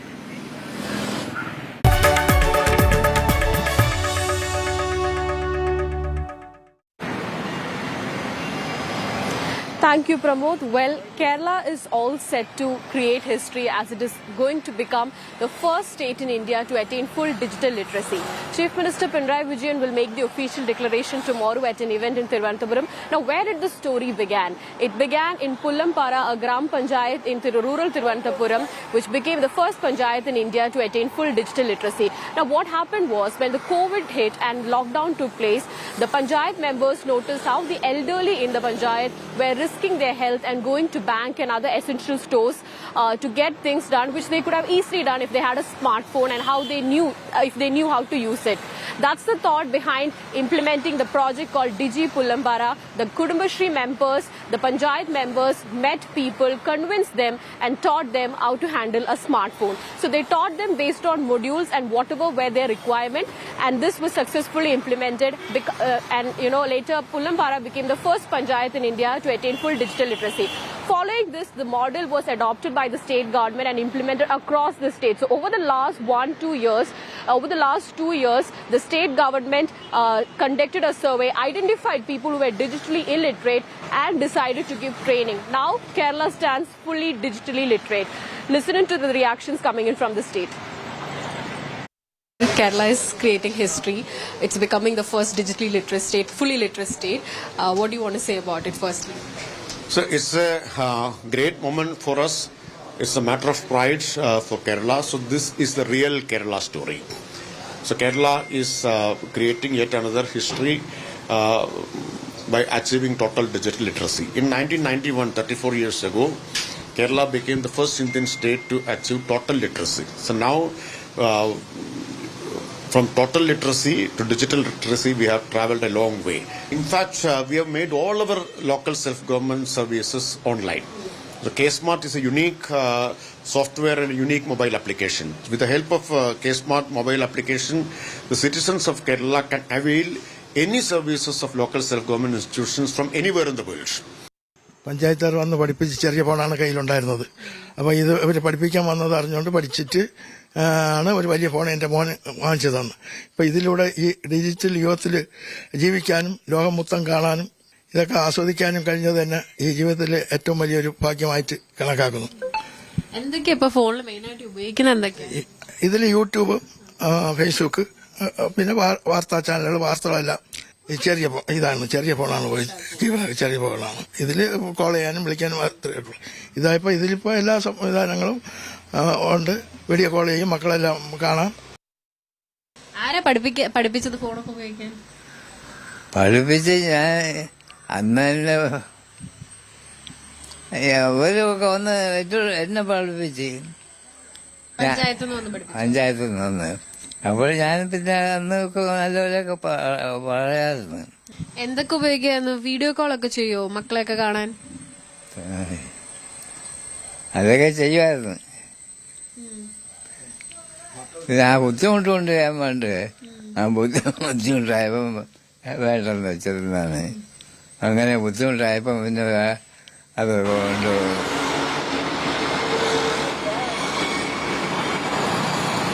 Well, LSGD Minister MB Rajesh called it the real Kerala story and said that this model will inspire everyone else in the country. That's all we have from Kerala. Over to my colleague Apurva Jayachandran in Andhra.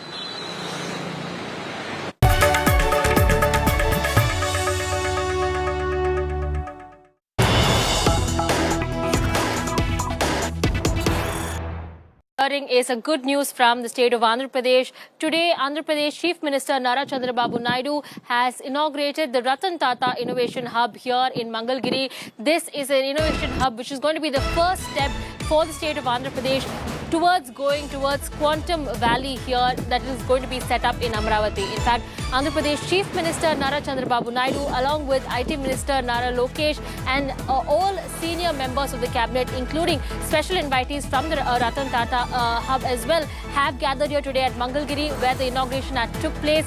Here, not only across Vijayawada but across 5 districts in the state of Andhra Pradesh, be it Visakhapatnam, Vijayawada, Anantapur and several other districts, Tirupati and Rajahmundry. These 5 districts is where these innovation centers will be set up as well. This will be the first step towards Andhra Pradesh achieving not only be it deep tech, going into deep tech and artificial intelligence, but more importantly, one more step further to going and making Amravati as the Quantum Valley for India.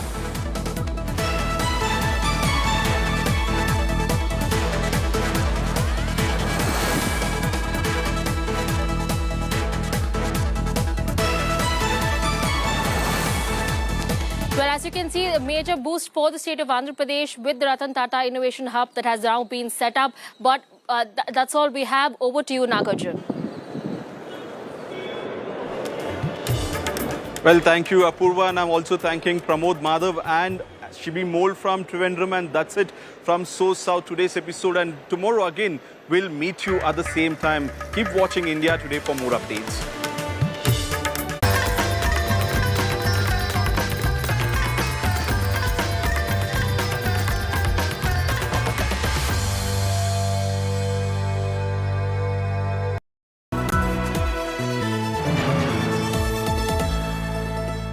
Moto G96 5G. All eyes on you.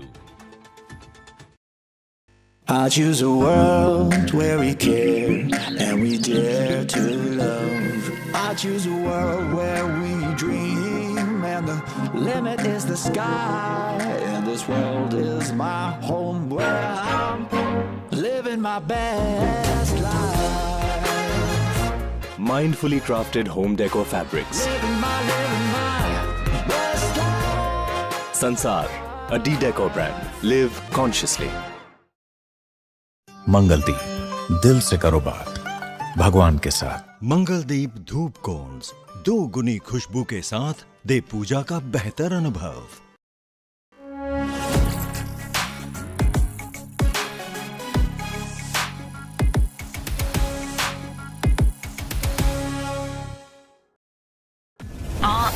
How is he always winning?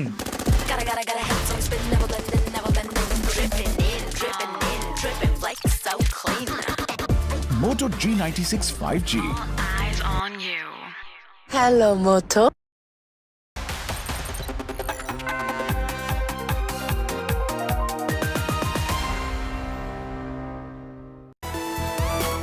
Thank you for staying with India Today. And while Rajasthan Chief Minister Bhajan Lal Sharma has hailed Prime Minister Narendra Modi's visionary leadership after the cabinet cleared a 1,507 crore proposal for the construction of a Greenfield airport at Kota.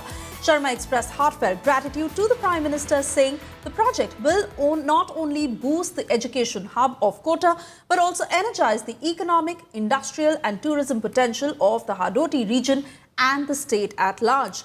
Union Information and Broadcasting Minister Ashwini Vaishnav had announced that the Cabinet had approved the Airports Authority of India's plan to build the new facility designed to handle up to 20 lakh passengers annually.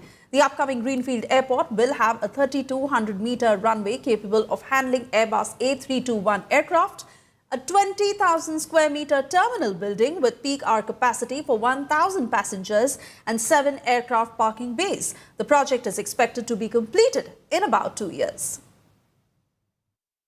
2 बहुत बड़े महत्वपूर्ण फैसले लिए गए माननीय प्रधानमंत्री श्री नरेंद्र मोदी जी की अध्यक्षता में कैबिनेट में। पहला फैसला है राजस्थान में कोटा बूंदी नया एयरपोर्ट बनेगा 1,507 करोड़ रुपए से। ये आप देख रहे हो पिछले कई वर्षों में जो एयरपोर्ट की डिमांड बढ़ती जाती थी वो इन पिछले 11 वर्षों में पूरी हुई है। उसमें उस कड़ी में एक ये नया एयरपोर्ट जुड़ रहा है।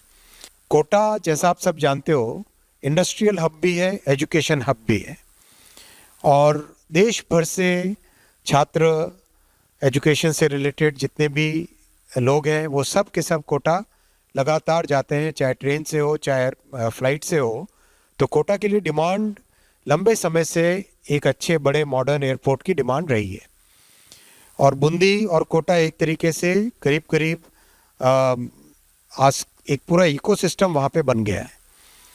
एग्जिस्टिंग एयरपोर्ट बहुत छोटा सा है, पुराना है, उसको मॉडर्नाइजेशन किया गया है और अब एक ग्रीनफील्ड एयरपोर्ट नया एयरपोर्ट बनेगा कोटा बूंदी एयरपोर्ट।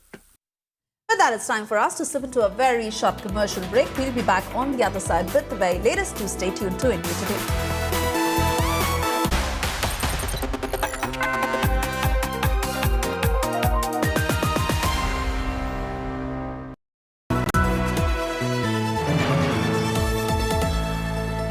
मंगलदीप, दिल से करो बात भगवान के साथ। मंगलदीप धूप कोन्स 2 गुनी खुशबू के साथ दे पूजा का बेहतर अनुभव। Moto G96 5G. All eyes on you. Hi, here are the top headlines. Presented by Motorola. Government to table 3 bills to remove PM, CMs and ministers jailed for over 30 days. Heavy rains lash Maharashtra. Flood-like situation in many districts. Over 50 Delhi schools receive bomb threats via email.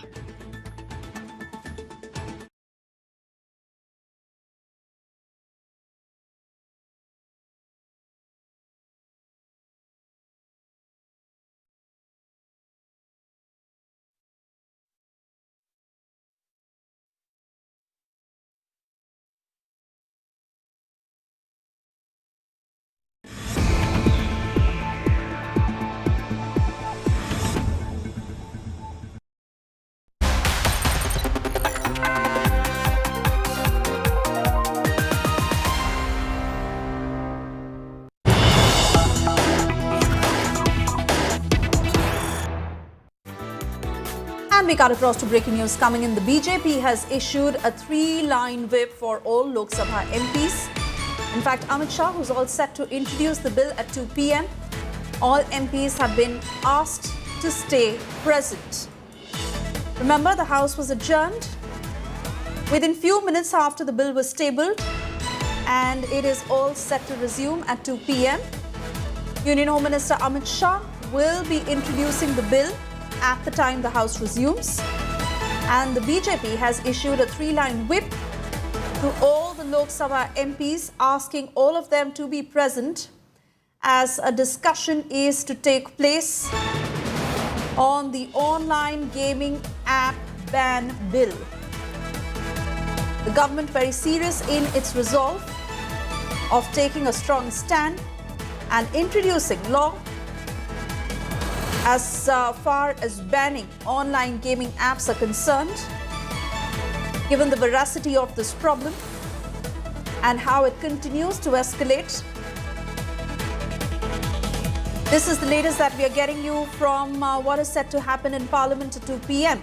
when Union Home Minister Amit Shah will introduce the Criminal Netas Bill. All right, those are the details coming in. He will introduce the Criminal Netas Bill at 2 p.m. and the BJP has issued a 3-line whip for all Lok Sabha MPs, asking all of them to be present as the bill is discussed.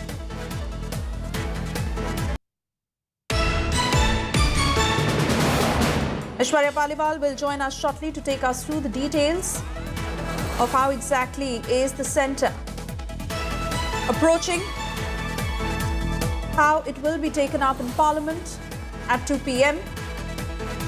as we also put out details of the Criminal Neta Bill and all that it entails. Meanwhile, the BJP has issued a 3-line whip asking all its MPs to be present in Lok Sabha to showcase its strength on the floor of the House.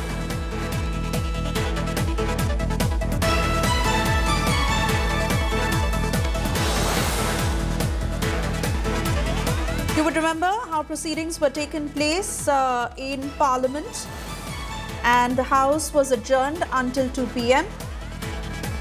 And this is the latest that is just coming in as BJP has issued a 3-line whip to all its MPs, asking them to stay present to showcase its strength as the bill is all set to be discussed. And it will be introduced by Union Home Minister Amit Shah at 2 p.m.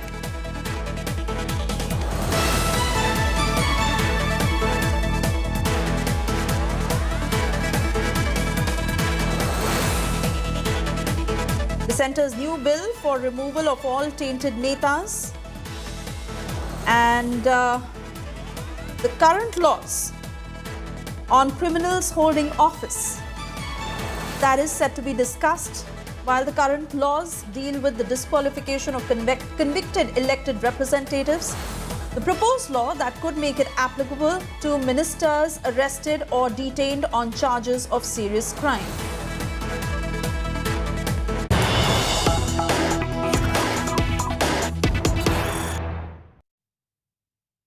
And we now get you details of the alleged recce that was conducted by the attacker before he went on to target Delhi Chief Minister Rekha Gupta. Those are the pictures that have been accessed by India Today. First, an exclusive that you watch of how this man was conducting a recce. He was recording every movement of Delhi Chief Minister Rekha Gupta, what happens outside her residence and all of that, he was making videos of. The CCTV footage that has been accessed by India Today, that is near Delhi Chief Minister's house, this 41-year-old man who hails from Rajkot. While he is in police custody, the police is yet to question him on why he targeted and eventually attacked Delhi Chief Minister Rekha Gupta. His mother has termed him mentally unstable.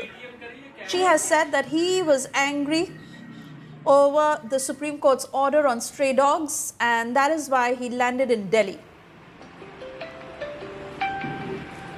Kumar Kunal joining us on the phone line as we stay with these pictures.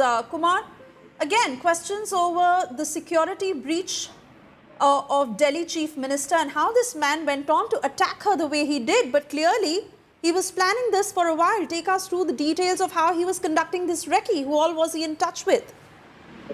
Exactly, and that's why this attack is more shocking in many ways, because he was doing a recce for last 24 hours and he was actually keeping an eye on the movement of Delhi Chief Minister Rekha Gupta. And the most shocking part that Rekha Gupta has been provided with jet security, so she has a very tight security arrangement. Even despite all these arrangements, the security personnel have missed this crucial clue, because this person was doing a recce for last 24 hours. There are two residences. One is the personal residence of Chief Minister Rekha Gupta, which is in Shalimar Bagh location. There he did a recce as well, and then the camp office, which is at the civil lines, in the civil line area where the attack actually happened this morning. There also he did a complete recce. So now the CCTV footage is out. The CCTV footage is being given by the CMO, Chief Minister's Office, to the Delhi police to look into all these things. Now, police will investigate that how many people are actually involved in the whole incident. Is he was alone or was accompanied by a few more members? So all these things are under investigation right now. But the CCTV footage, which is clearly showing that how he was doing recce for last 24 hours, and it is quite serious in nature since CM Rekha Gupta has been given Z+ security by the Home Ministry. So these things are there to see. Now all the investigation part has been started. The CCTV footage will be looked into. Even what are actual motive behind this attack, that will also come out if police is investigating right now, and they will come out with more details in time to come. Kumar, continue talking to us. Was it more than 24 hours that this man had been conducting a recce? He's not even covered his face. He's not even wearing a mask. Clearly, he would understand that at some point he would get caught. Also, further details about whether he did it out of a personal motive as claimed by his mother, or someone directed him to carry out this attack against the Chief Minister. That is the main part of the investigation. Was he doing on his own, or is there a bigger picture involved? There is a bigger network, someone who was instructing him, and the attack was actually not his personal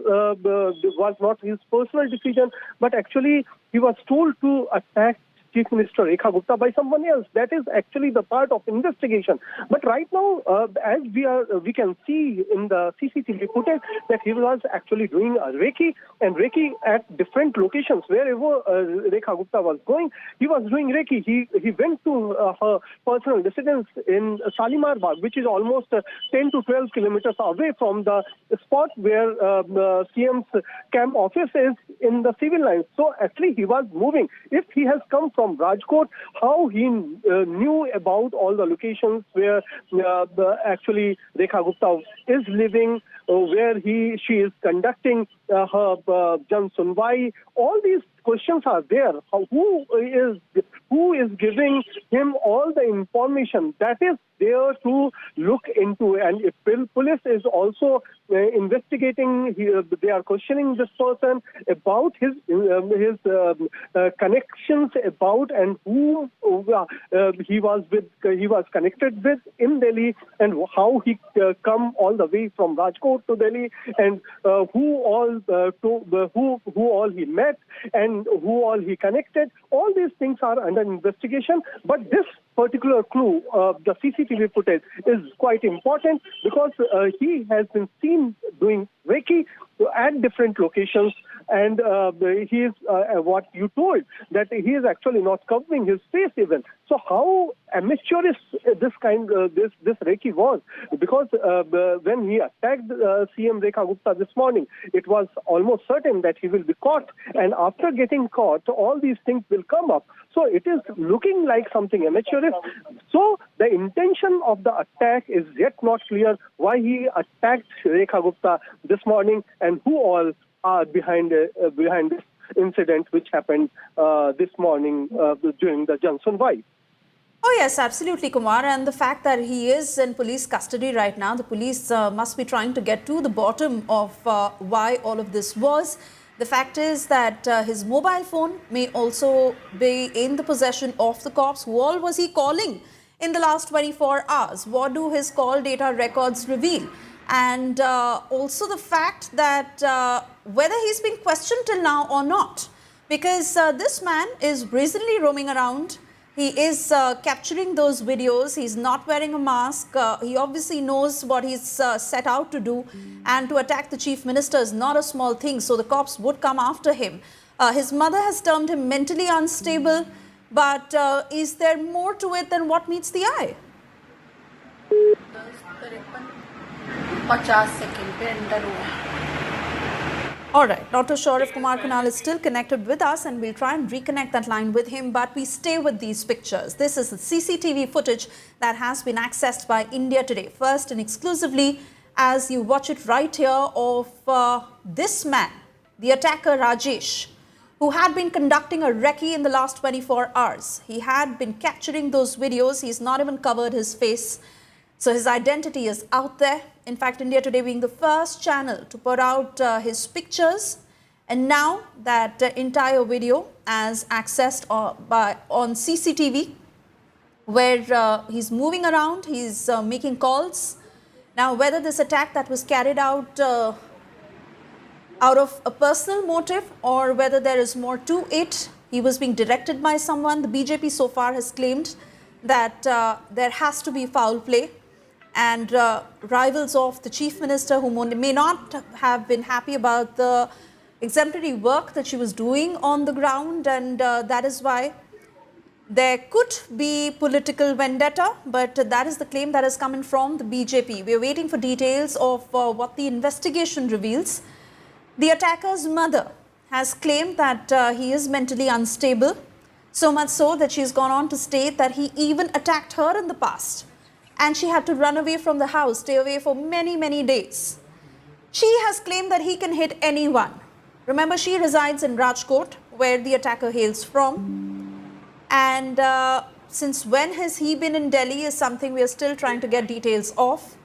But certainly of what he was doing in the last 24 hours before he went on to execute that attack on the chief minister. Several aspects that are now being looked into. The breach into Chief Minister's security.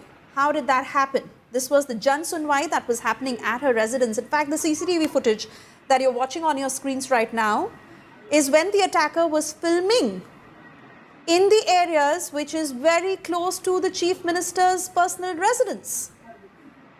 So this man had open access, and now all these factors are being looked into. Z security that has been provided to the Chief Minister, as is being said that she is in a stable condition.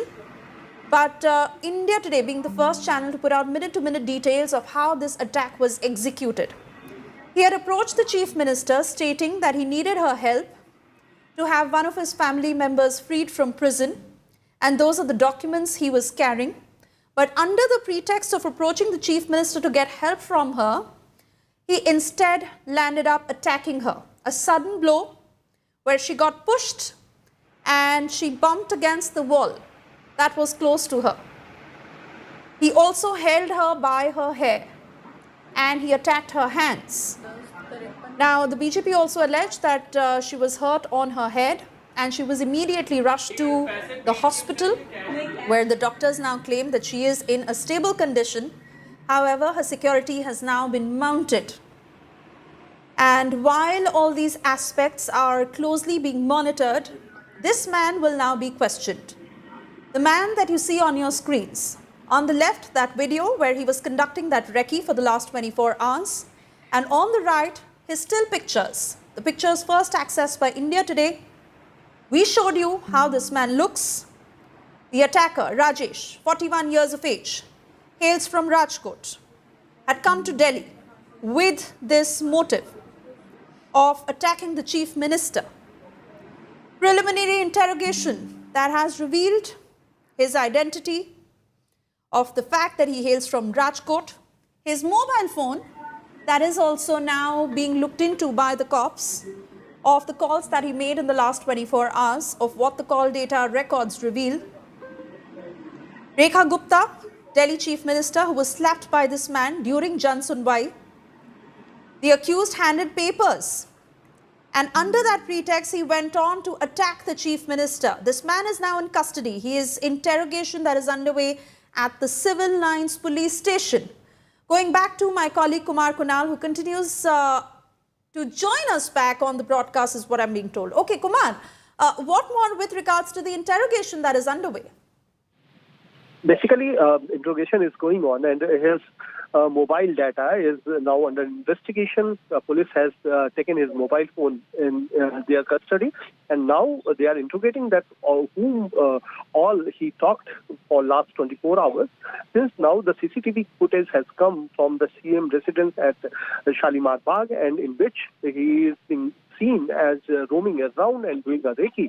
So now the police is trying to investigate that how a person who is coming from Rajkot was actually knowing everything about the movement of CM, where she is living right now, which is her camp office, when she used to meet public in general, where she used to reside during the night time. All these information was available with this person. So definitely some insider role is there, who was actually giving each and every information to him about the Chief Minister of Delhi. So that is under investigation right now, and police is looking into all these details.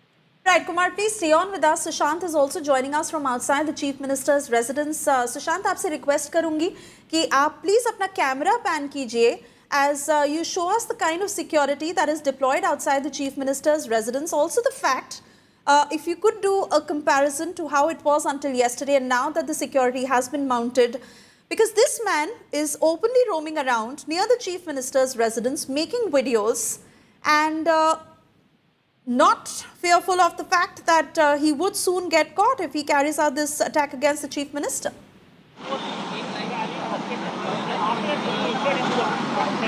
Shweta, देखिए मेरी इस वक्त मौजूदगी मुख्यमंत्री के उसी आवास के बाहर है जहां पर ये पूरी घटना हुई थी। मैं कैमरामैन से कहूंगा कि वो आपको हर तस्वीर यहां पर दिखाई। ये मुख्यमंत्री का कैंप ऑफिस है, उनका आवास है, सरकारी आवास, जहां पर वो डेली जन सुनवाई करती है। इस वक्त आप देखेंगे तो यहां पर सुरक्षा कर्मी जो है वो तैनात किए गए हैं दिल्ली पुलिस की तरफ से। इसके अलावा अगर आप देखेंगे दिल्ली पुलिस के साथ साथ जो उनके पर्सनल सिक्योरिटी है वो भी आपको यहाँ पर नजर आएंगी, जो महिला पुलिसकर्मी हैं। इसके अलावा कई लेयर की सिक्योरिटी जो है वो अंदर की तरफ रहती है।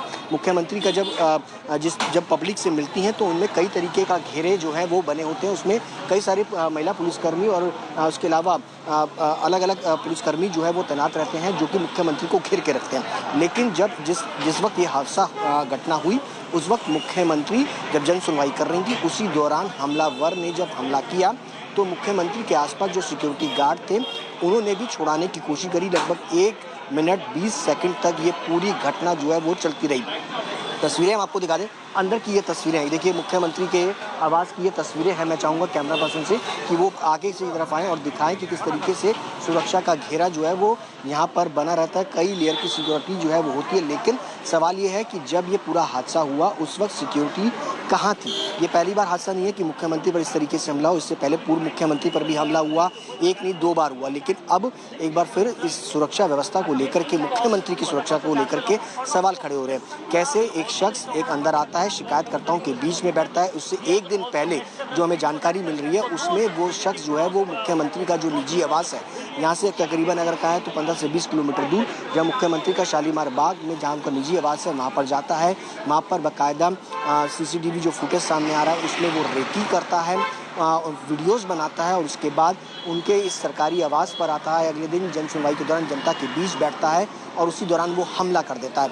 हमला इस तरीके से होता है कि मुख्यमंत्री के कंधे पर, सिर पर, हाथ पर चोट आई है। उनका मेडिकल जो है वो इस वक्त चल रहा है उनके आवास पर। मैं कैमरामैन से कहूँगा कि वो तस्वीरें लगातार जो है वो दिखाते रहें कि अंदर अभी फ़िलहाल डॉक्टर्स की टीम मौजूद है, अलग अलग बीजेपी के जो नेता हैं वो यहाँ पर पहुँच रहे हैं।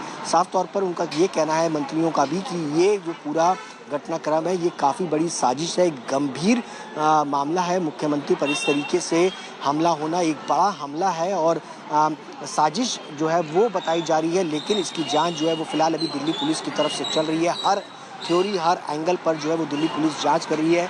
क्या ये एनिमल लवर था जो सुप्रीम कोर्ट के ऑर्डर आए उसके बाद से लगातार नाराज चल रहा था, उस ऑर्डर को लेकर के नाराज था।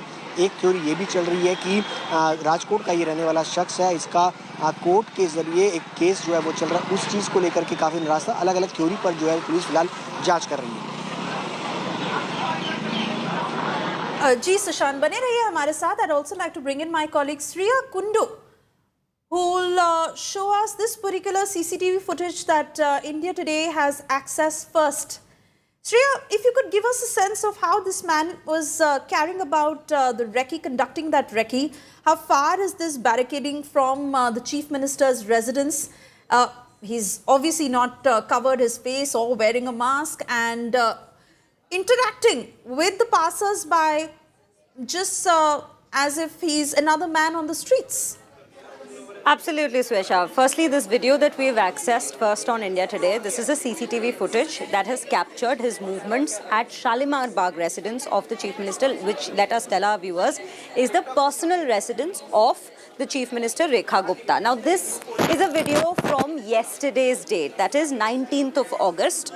We can see the kind of movements in the way that he is very relaxed. There is no hurry, there is no sense of, or rather need for him to hide his face. He's seen interacting with a rickshaw driver there in that very street. He's had a brief exchange also, probably about the very area, trying to get a grasp of what the area is like at this given point. And then post that, he's seen taking out his phone and filming the very area. The barricades here, these are right outside the Shalimar Bagh residence of the Chief Minister. Now, let us put it into context for you as well. His mother has come out to say that he reached Delhi on Monday.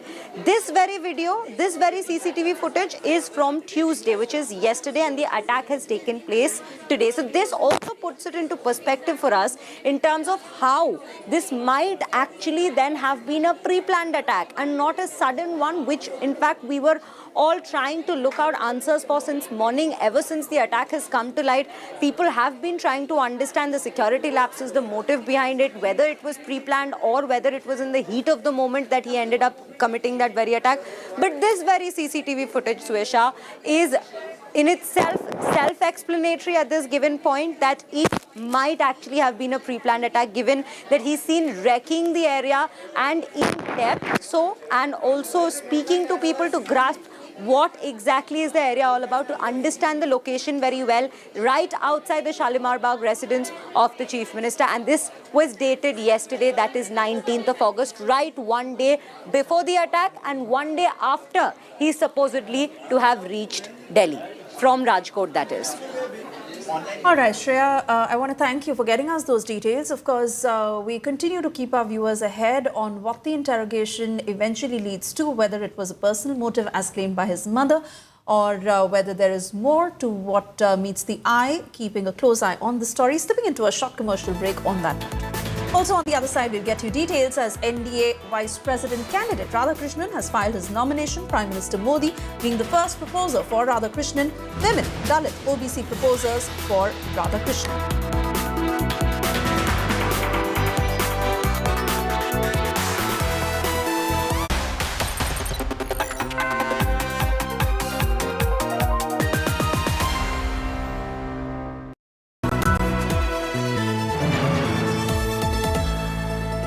Mangaldeep, दिल से करो बात भगवान के साथ। मंगलदीप धूप cons 2 गुनी खुशबू के साथ दे पूजा का बेहतर अनुभव। Moto G96 5G, all eyes on you. Hi, here are the top headlines. Presented by Motorola. Government to table 3 bills to remove PM, CMs and ministers jailed for over 30 days. Heavy rains lash Maharashtra. Flood-like situation in many districts. Over 50 Delhi schools receive bomb threats via email.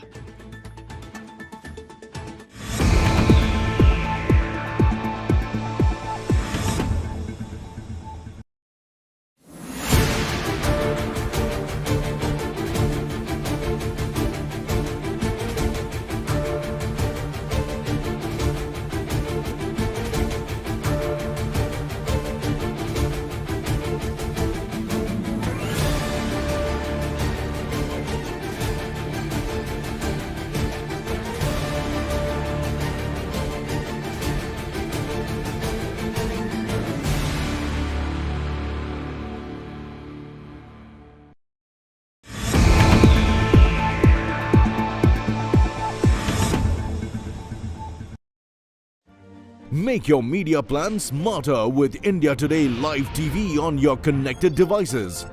Amplify your brand with 100 million smart internet viewers. To advertise, mail us at sales@aajtak.com.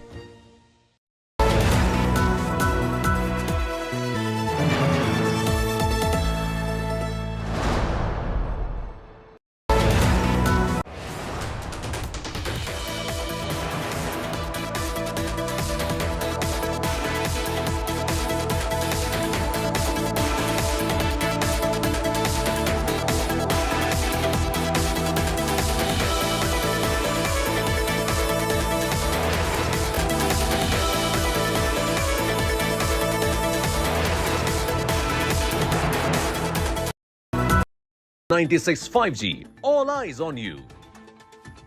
Hi, here are the top headlines. Presented by Motorola. Government to table 3 bills to remove PM, CMs and ministers jailed for over 30 days. Heavy rains lash Maharashtra. Flood-like situation in many districts. Over 50 Delhi schools receive bomb threats via email.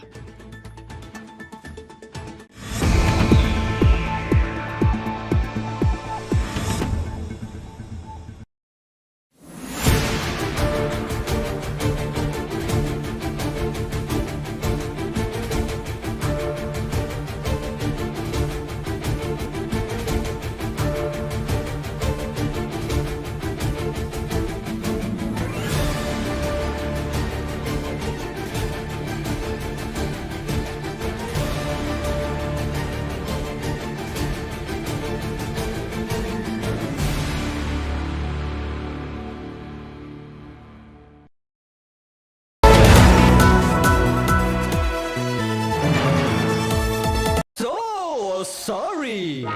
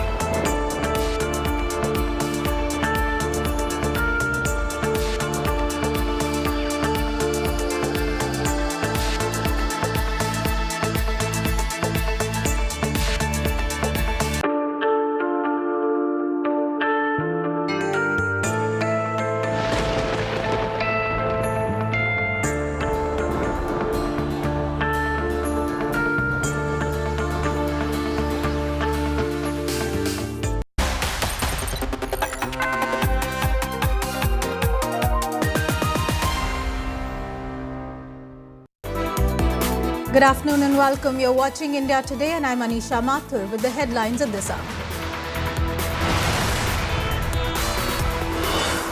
Delhi Chief Minister Rekha Gupta attacked during public meet. 41-year-old attacker Rajesh dragged Chief Minister's hand, came to CM with plea to free kin from jail.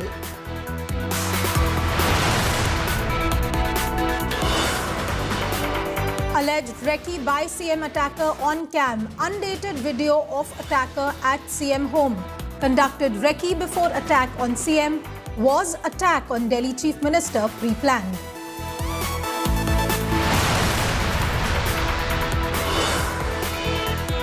Vice President candidate Radhakrishnan files nomination. Prime Minister Modi first proposer for Radhakrishnan.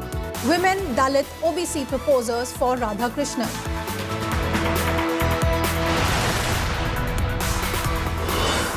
Centre's new bill to sack criminal netas. Bill to empower Centre to sack Prime Minister, Chief Ministers, Mantris. Netas held for serious crimes face removal. Centre to empower self via new bill.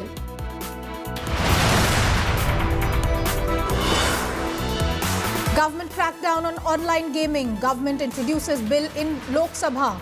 Sources say ban on cash gaming apps. Government to promote esports.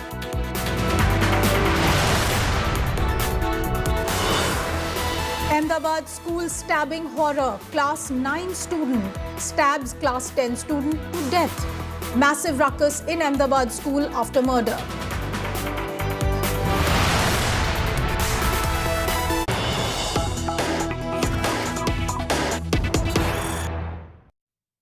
And we're getting some breaking news that's coming in. 3 people have died when a building collapsed under Daryaganj police station limits today. This is in Delhi. An old dilapidated house collapsed.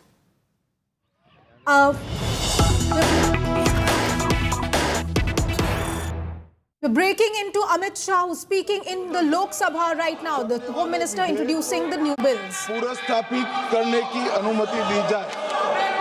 महोदय, मैं प्रस्ताव करता हूं कि संघ राज्य क्षेत्र शासन अधिनियम 1963 का संशोधन करने वाले विधेयक को पुनर्स्थापित करने की मंजूरी दी जाए।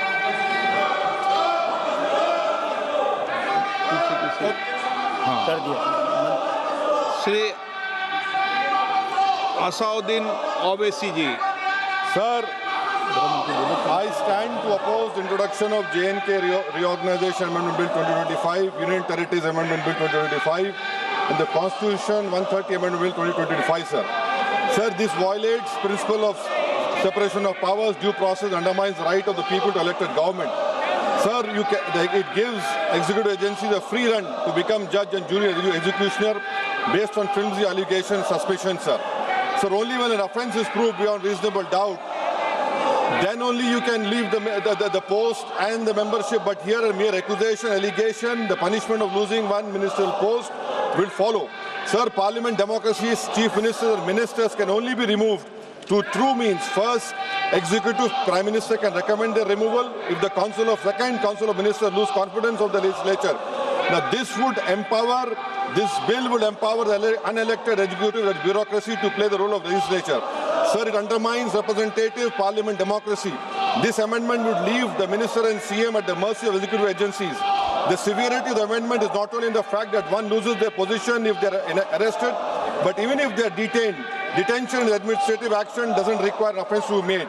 Sir, the chief minister will not be able to accountable people. I want to know from the Honourable Home Minister, as he read Article 74(1), which says that the Council of Ministers headed by the Prime Minister to aid and advise the President who shall, in exercise of his function, act in accordance with such advice. Now this bill clearly violates 74(1). Sir, this is the 1933 Gestapo when Gestapo was found in Germany. This government is hell-bent on creating a police state. This will be a death knell and leash on elected government, sir. Indian constitution is being amended to turn this country into a police state. BNS 152, the Home Minister promised in this house that sedition would not be used. Section 316, Section 9 of BNS, PMLA Section 4, all these can be used to destabilize an elected government, sir. That is why I oppose the introduction of all these 3 bills. This is nothing but creating a Gestapo to ensure that our democracy does not survive. And may I tell the Honourable Home Minister, despite his promise on BNS 152 has been used against a senior journalist, Siddharth Vardhan, Assam also. That is why I oppose this introduction of 3 bills, sir. Thank you. Tiwari. Speaker, sir, I rise to oppose the introduction of these 3 bills under Rule 70(1) of the Rules of Procedure and Conduct of Business in the Lok Sabha. This bill is squarely destructive of the basic structure of the Constitution. अध्यक्ष महोदय, भारत का संविधान का जो मूलभूत ढांचा है वो ये कहता है कि कानून का राज होना चाहिए. There should be rule of law. और उस रूल ऑफ लॉ, कानून के राज की बुनियाद है कि आप बेगुनाह हैं जब तक आपका गुनाह साबित नहीं किया जाता. You are innocent until proven guilty. This bill stands that fundamental maxim of jurisprudence on its head. It makes an investigating officer the boss of the Prime Minister of India. The second ground on which I oppose this bill, it violates Article 21, the due process clause. FIR, arrest, charge sheet and even framing of charge does not in any manner substantiate guilt. In fact, you plead not guilty only after charges are framed against you. This bill turns the fundamental jurisprudence of Article 21 on its head. Number 3, it distorts parliamentary democracy, which is again basic structure, by displacing will of the people through mere custody, bereft of judicial determination. अध्यक्ष जी, ये बहुत ही संवेदनशील विधेयक है. मेरे 2 बिंदु और हैं, मुझे कृपया. चौथा, on the fourth ground is it opens. Please माननीय सदस्य, आप नियम 72 के तहत विरोध कर रहे हैं. अध्यक्ष जी बिल्कुल. जब कभी बिल आपका सदन में आए, जब आप डिटेल में चर्चा करें. अध्यक्ष जी, अभी नियम 72 के विरोध के बाद सारांश बोलने की परमिशन दिए.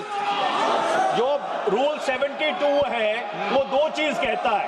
एक लेजिस्लेटिव कॉम्पिटेंस, एक general opposition of the bill, जिसकी स्वीकृति आप दे सकते हैं.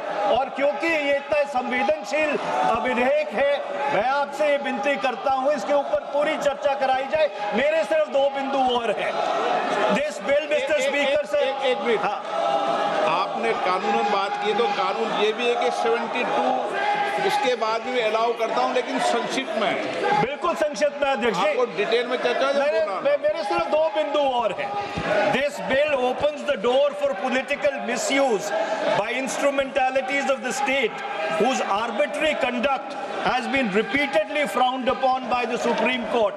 And finally, it throws all existing constitutional safeguards to the winds. Collective responsibility, judicial review, no confidence motion and disqualification and conviction.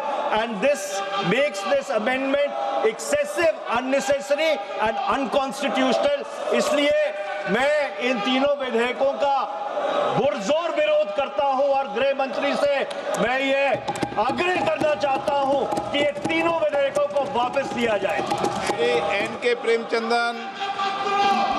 Speaker sir, I strongly oppose the bill, 130th Constitutional Amendment Bill, as well as the other 2 bills I strongly oppose on 4 grounds. So the first ground is the bills are to be introduced according to the rules and procedure of the House. The bill is not circulated among the members. Yesterday after 1 o'clock we have received the copy of the bill, and I would like to know from the Honourable Minister, what is the undue haste and urgency in bringing such a constitutional amendment bill? What is the emergent need of having such a bill? That means the introduction of the bill itself is lacking bona fides. The bill is lacking bona fides. That is why I would like to say that this is with a mala fide intention to destabilize the opposition ruled states in various parts of the country. Number 1. एक minute. माननीय अध्यक्ष जी, प्रेमचंद्रन जी कह रहे हैं कि जल्दबाजी में लाया गया. इसका सवाल इसलिए नहीं उठता कि मैं इस बिल को संयुक्त समिति को सौंपने की दरखास्त करने वाला हूं. इस पर संयुक्त समिति जो राज्यसभा और लोकसभा पक्ष और विपक्ष सभी सांसदों की बनेगी, जो इस पर विचार करेगी और आपके सामने लेकर आएगी.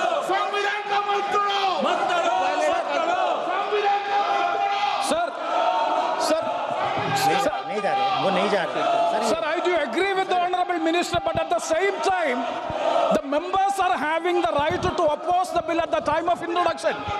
This is the legitimate constitutional right of each and every member to oppose the bill at the time of introduction of the bill.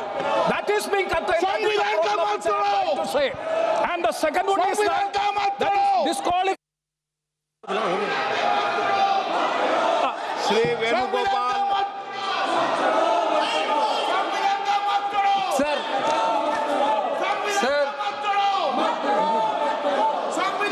Sir, I rise to oppose the introduction of the Constitution Amendment Bill 25, the government of union territory. Sir, this bill is to sabotage the federal system of this country. This bill is to sabotage the basic principle of the constitution of this country. Sir, BJP people are telling this bill is to bring morality in politics. Can I ask a question to the Honorable Home Minister? When he was the Home Minister of Gujarat, he had been arrested, sir. Whether he took the morality of that point of time? आप मुझे सुनो जरा, मुझे सुनो ना, पहले बैठ जाओ। माननीय अध्यक्ष जी, मैं रिकॉर्ड क्लियर करना चाहता हूं। मुझ पर झूठे आरोप लगाए तब अरेस्ट होने के पहले मैंने नैतिकता के मूल्यों का हवाला देकर इस्तीफा भी दिया और जब तक मैं कोर्ट से निर्देश नहीं हुआ कोई संविधान पद मैंने स्वीकार नहीं किया। ये क्या सिखाते हैं नैतिकता में? मैं तो इस्तीफा देकर गया था और मैं तो चाहता हूं कि ये नैतिकता के मूल्य बढ़े। हम ऐसे निर्लज्ज नहीं हो सकते कि हम पर आरोप लगे और हम संवैधानिक पद पर रहें। अरेस्ट के पहले मैंने इस्तीफा दिया है। माननीय सदस्य, आप बिल पर बोलिए। आप 72 के नियम के तहत बोलिए। सर, दिस नियम है, आपका डायरेक्शन है। 19 आप 72 नियम के तहत बोलिए। सर, लाइक क्या है सर? नियम के तहत बोलो आप। सर, दिस आपका डायरेक्शन है 19A, 19B। हाँ है। Chapter on call भी है। हाँ। Very clearly telling at least 1 week notice is needed for introduction of bill. Sir, I am telling that this bill is to target the opposition ruling government. This bill is to threaten the people like Nitish Kumar and Chandrababu Naidu. This bill is to blackmail everybody. Sir, out of sir, my point one. आप माननीय सदस्य, आप 9 चलिए। धर्मेंद्र प्रधान जी बोलना चाहते हैं? प्रधान है यादव। आपके मेंबरों को बिठाओ।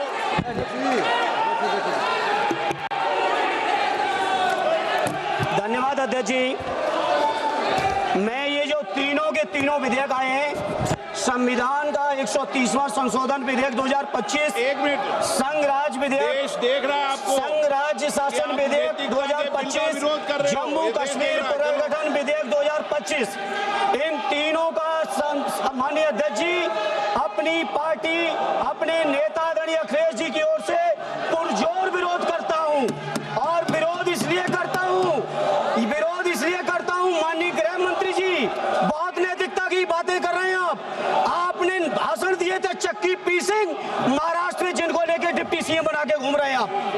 इसलिए अध्यक्ष जी, मैं इस मौके पर कहता हूं, ये बिल संविधान विरोधी, मूल अधिकार विरोधी, न्याय विरोधी। माननीय अध्यक्ष जी, मैं प्रस्ताव करता हूं कि भारत के संविधान का संशोधन करने वाले विधेयक, संघ राज्य क्षेत्र शासन अधिनियम 1963 का संशोधन करने वाले विधेयक और 2019 का और संशोधन करने वाले विधेयक को माननीय अध्यक्ष जी द्वारा नाम निर्दिष्ट किए जाने वाले इस सभा के 21 सदस्य और उपसभापति द्वारा नाम निर्दिष्ट करने वाले 10 सदस्यों के मिलकर बनने वाले सभाओं की संयुक्त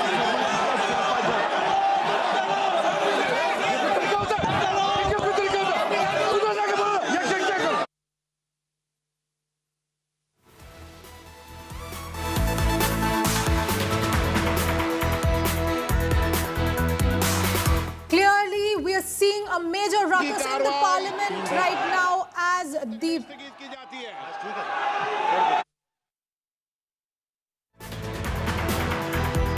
has been adjourned now amid a ruckus. Remember, Amit Shah, the Home Minister, has introduced the 3 bills, one to amend the Constitution, one to amend Article 239A of the Constitution, one to amend the Jammu Kashmir Reorganization Act. Now, these bills would allow the government to remove a Prime Minister, a Chief Minister, or any sitting minister who are arrested. Remember, arrested, not convicted, arrested for any offence that is punishable by over 5 years in jail.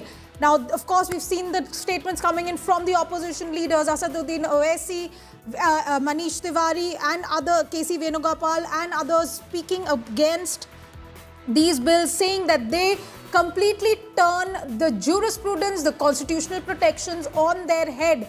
What they are saying is, in fact, Manish Tiwari clearly saying it opens this political misuse of instrumentalities of the state, throws out all existing safeguards. In fact, the opposition has asked that Amit Shah should withdraw these bills immediately because they violate the constitutional principles of innocent until proven guilty.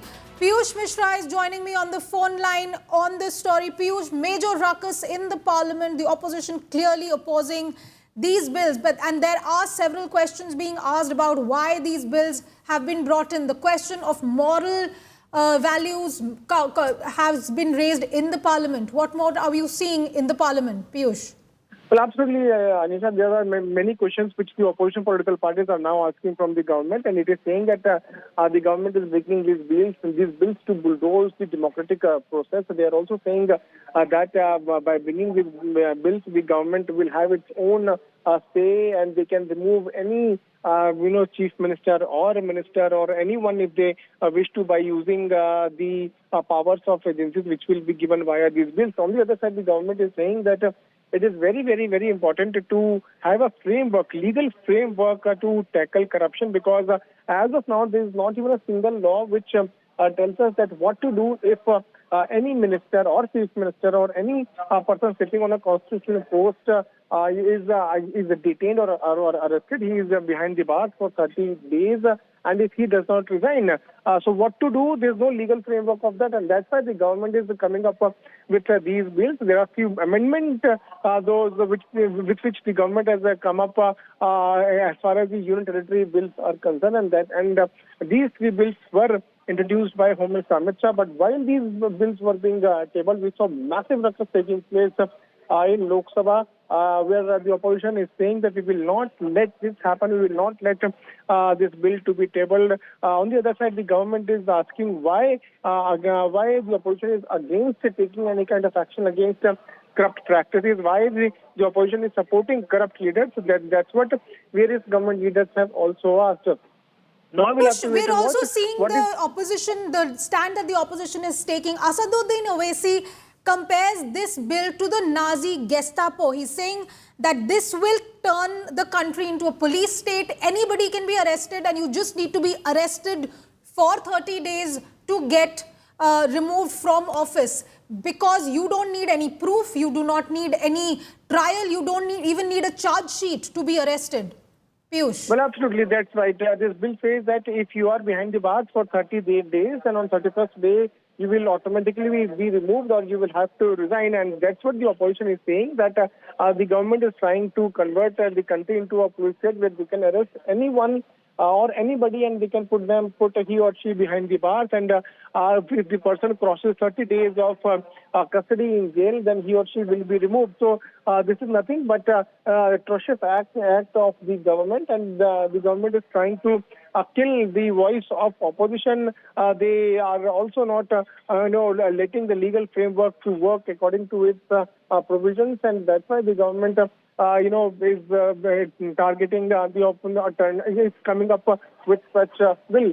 Though the government is of the view that this bill should have a proper scrutiny, and that's why sources within the government have also confirmed us that this bill will be sent to the Joint Parliamentary Committee. We'll have to wait and watch what happens when this provision is. Well, yes, Piyush, we saw just now the Home Minister also proposing that this bill should be sent to a joint parliamentary committee. But we are seeing the very, very serious questions that have been asked by opposition leaders about the bill. How exactly is the government proposing to remove someone from office just because they have been arrested? Remember, this bill does not require any trial, any proof, any conviction. It simply says if you are arrested, you will be removed from your post after 30 days. And we've seen in multiple cases, viewers, trials going on for years, no proof, and then people being acquitted. So how exactly is the government going to balance that? We've also seen the Supreme Court and other courts asking the government to speed up the trials. But instead of speeding up trials, we're seeing this bill being brought in that if you're simply arrested, no charge sheet, no proof, no proof of guilt, not even a trial. If you're arrested, you will be removed from power. That's what this bill proposes, and that is why the opposition is up in arms. That we're seeing this major ruckus in the Lok Sabha, and after that, the House has been adjourned for now. Home Minister Amit Shah proposing these three bills for amendment of the Constitution, amendment of the J&K Reorganization Act and the Government of NCT Act. But the Home Minister also saying this bill should go to a joint parliamentary committee. Piyush is back on the phone line with us. Piyush, what are you picking up from the opposition leaders? Because we've seen very strong opposition in very, very strong words in the parliament as well. We saw Asaduddin Owaisi calling this a step towards the Gestapo police state. We've seen Manish Tiwari calling it a complete violation of the structure of the constitution. We've even seen a statement coming in that this will make an IO, an investigating officer, the boss of the Prime Minister, because he can simply arrest anyone. Piyush. Well, absolutely massive ruckus took place, and that's why the House got adjourned until 3 p.m. There are various opposition leaders who are raising questions on these three bills that have been introduced by Union Home Minister Amit Shah. Remember that the opposition is saying that the government is trying to convert the entire country into this police state, and that's why the government sources have confirmed to us that all these three bills will be sent to a joint parliamentary committee for a proper scrutiny.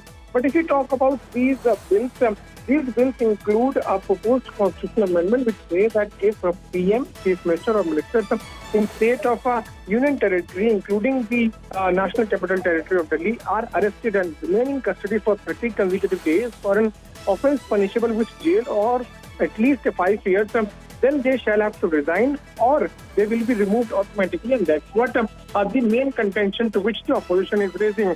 Now, what are these bills called? The government is saying that, these three constitutional amendments dealing with Prime Minister, Union Ministers and Chief Ministers of Delhi, they will have to have some sort of special majority because there are amendments those have to be brought, and for the amendment, you will have to have support of a two-third majority of both the houses, which government does not enjoy because amendments have to take place. So you will have to have two-third majority, and that's why the government is trying to seek consensus from the opposition on this. But we are now seeing that how massive ruckus is taking place. Opposition has now made it very, very clear that they are completely against this bill, and they will not set this bill to even have some sort of scrutiny, and that's why the massive ruckus took place in Lok Sabha. After this bill, which has now been introduced, we can expect these three bills to be sent to Joint Parliamentary Committee very soon, and in a day or two, we can also expect that Lok Sabha Speaker will be forming a committee, and this committee is further going to have scrutiny of these three bills, in which the members of both NDA and India Bloc will be present. They are going to seek views from various quarters, and after that, JPC will be submitting its reports to the Lok Sabha Speaker. So, Piyush, if you can take us through a little more of what happened in the Parliament. We've seen some of it on our screens right now with the shouting, the sloganeering, some papers being thrown. in the parliament, and very, very strong words being used against these bills, calling them against the constitution, calling them a step towards a police state, calling them something that completely violates all constitutional and legal norms. That is what they have said in their short speeches. But what exactly is happening in parliament? Could you take us through what happened? Well, that's right, Anisha. When the House got resumed, Home Minister Amit Shah introduced these three bills, and while he was introducing, we saw many opposition political party MPs, they started raising slogans against this bill. In fact, many of them also started beating the table there at inside the Lok Sabha. Many of them started, tearing the papers, and they started flunging these papers in the air. So many attempts were made by opposition to stop government from introducing these bills, because the opposition is saying that all these bills are anti-constitutional, and these bills cannot have any kind of place in a country like India, because these bills are going to further turn country into a police state, and that's why we are seeing how opposition continuously objecting to all, even the introduction of this bill. Now, the government is of the view that it wants to send it to Joint Parliamentary Committee, and very soon we can expect the formation of committee also to take place. But opposition was very much adamant. It was, of the view that when this is completely anti-constitutional, then these bills cannot have any kind of place, and these bills should also not be introduced, and that's why massive ruckus took place. Leaders from TMC, Congress, RJD, DMK, and various other India bloc, parties, they all started raising slogans. Remember that since the beginning images, I'm sorry, I'm going to have to interrupt you a little bit here. We're showing on our screen the images of the opposition leaders tearing the bill and throwing the papers in the air at Home Minister Amit Shah. Clearly, the opposition is extremely angry at the bills that have been brought in, saying that this will create a police state, and this completely violates all legal and constitutional principles. This is a new flashpoint in the parliament, even as the issue may be going now to the JPC.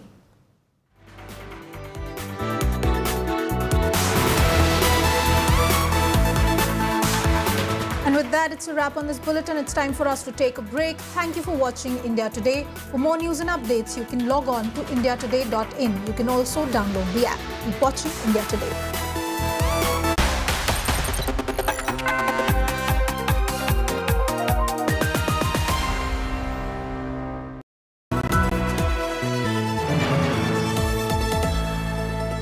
Moto G96 5G. All eyes on you.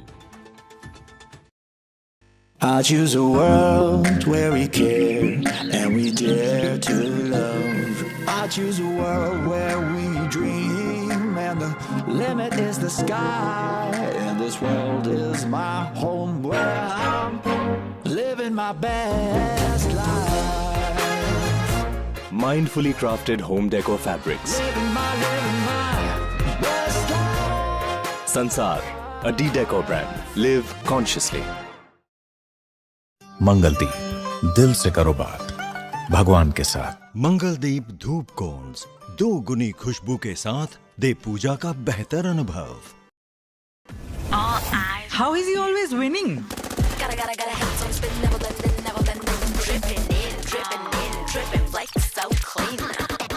Moto G96 5G. Eyes on you. Hello, Moto.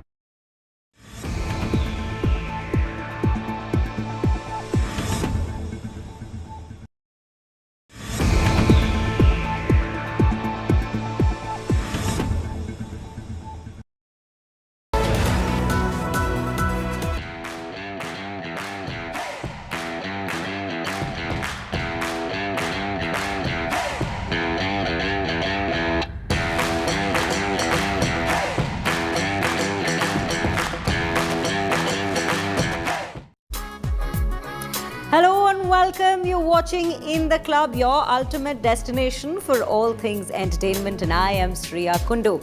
Let's begin right with what we have for you in store today in the world of entertainment.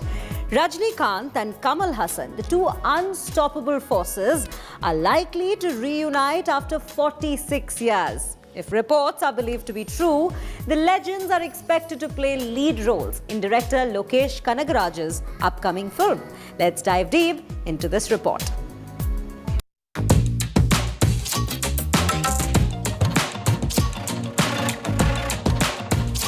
Who said lightning doesn't strike twice in the same place? Well, in Tamil cinema, it just might. And this time, it's sending fans into a full-blown frenzy.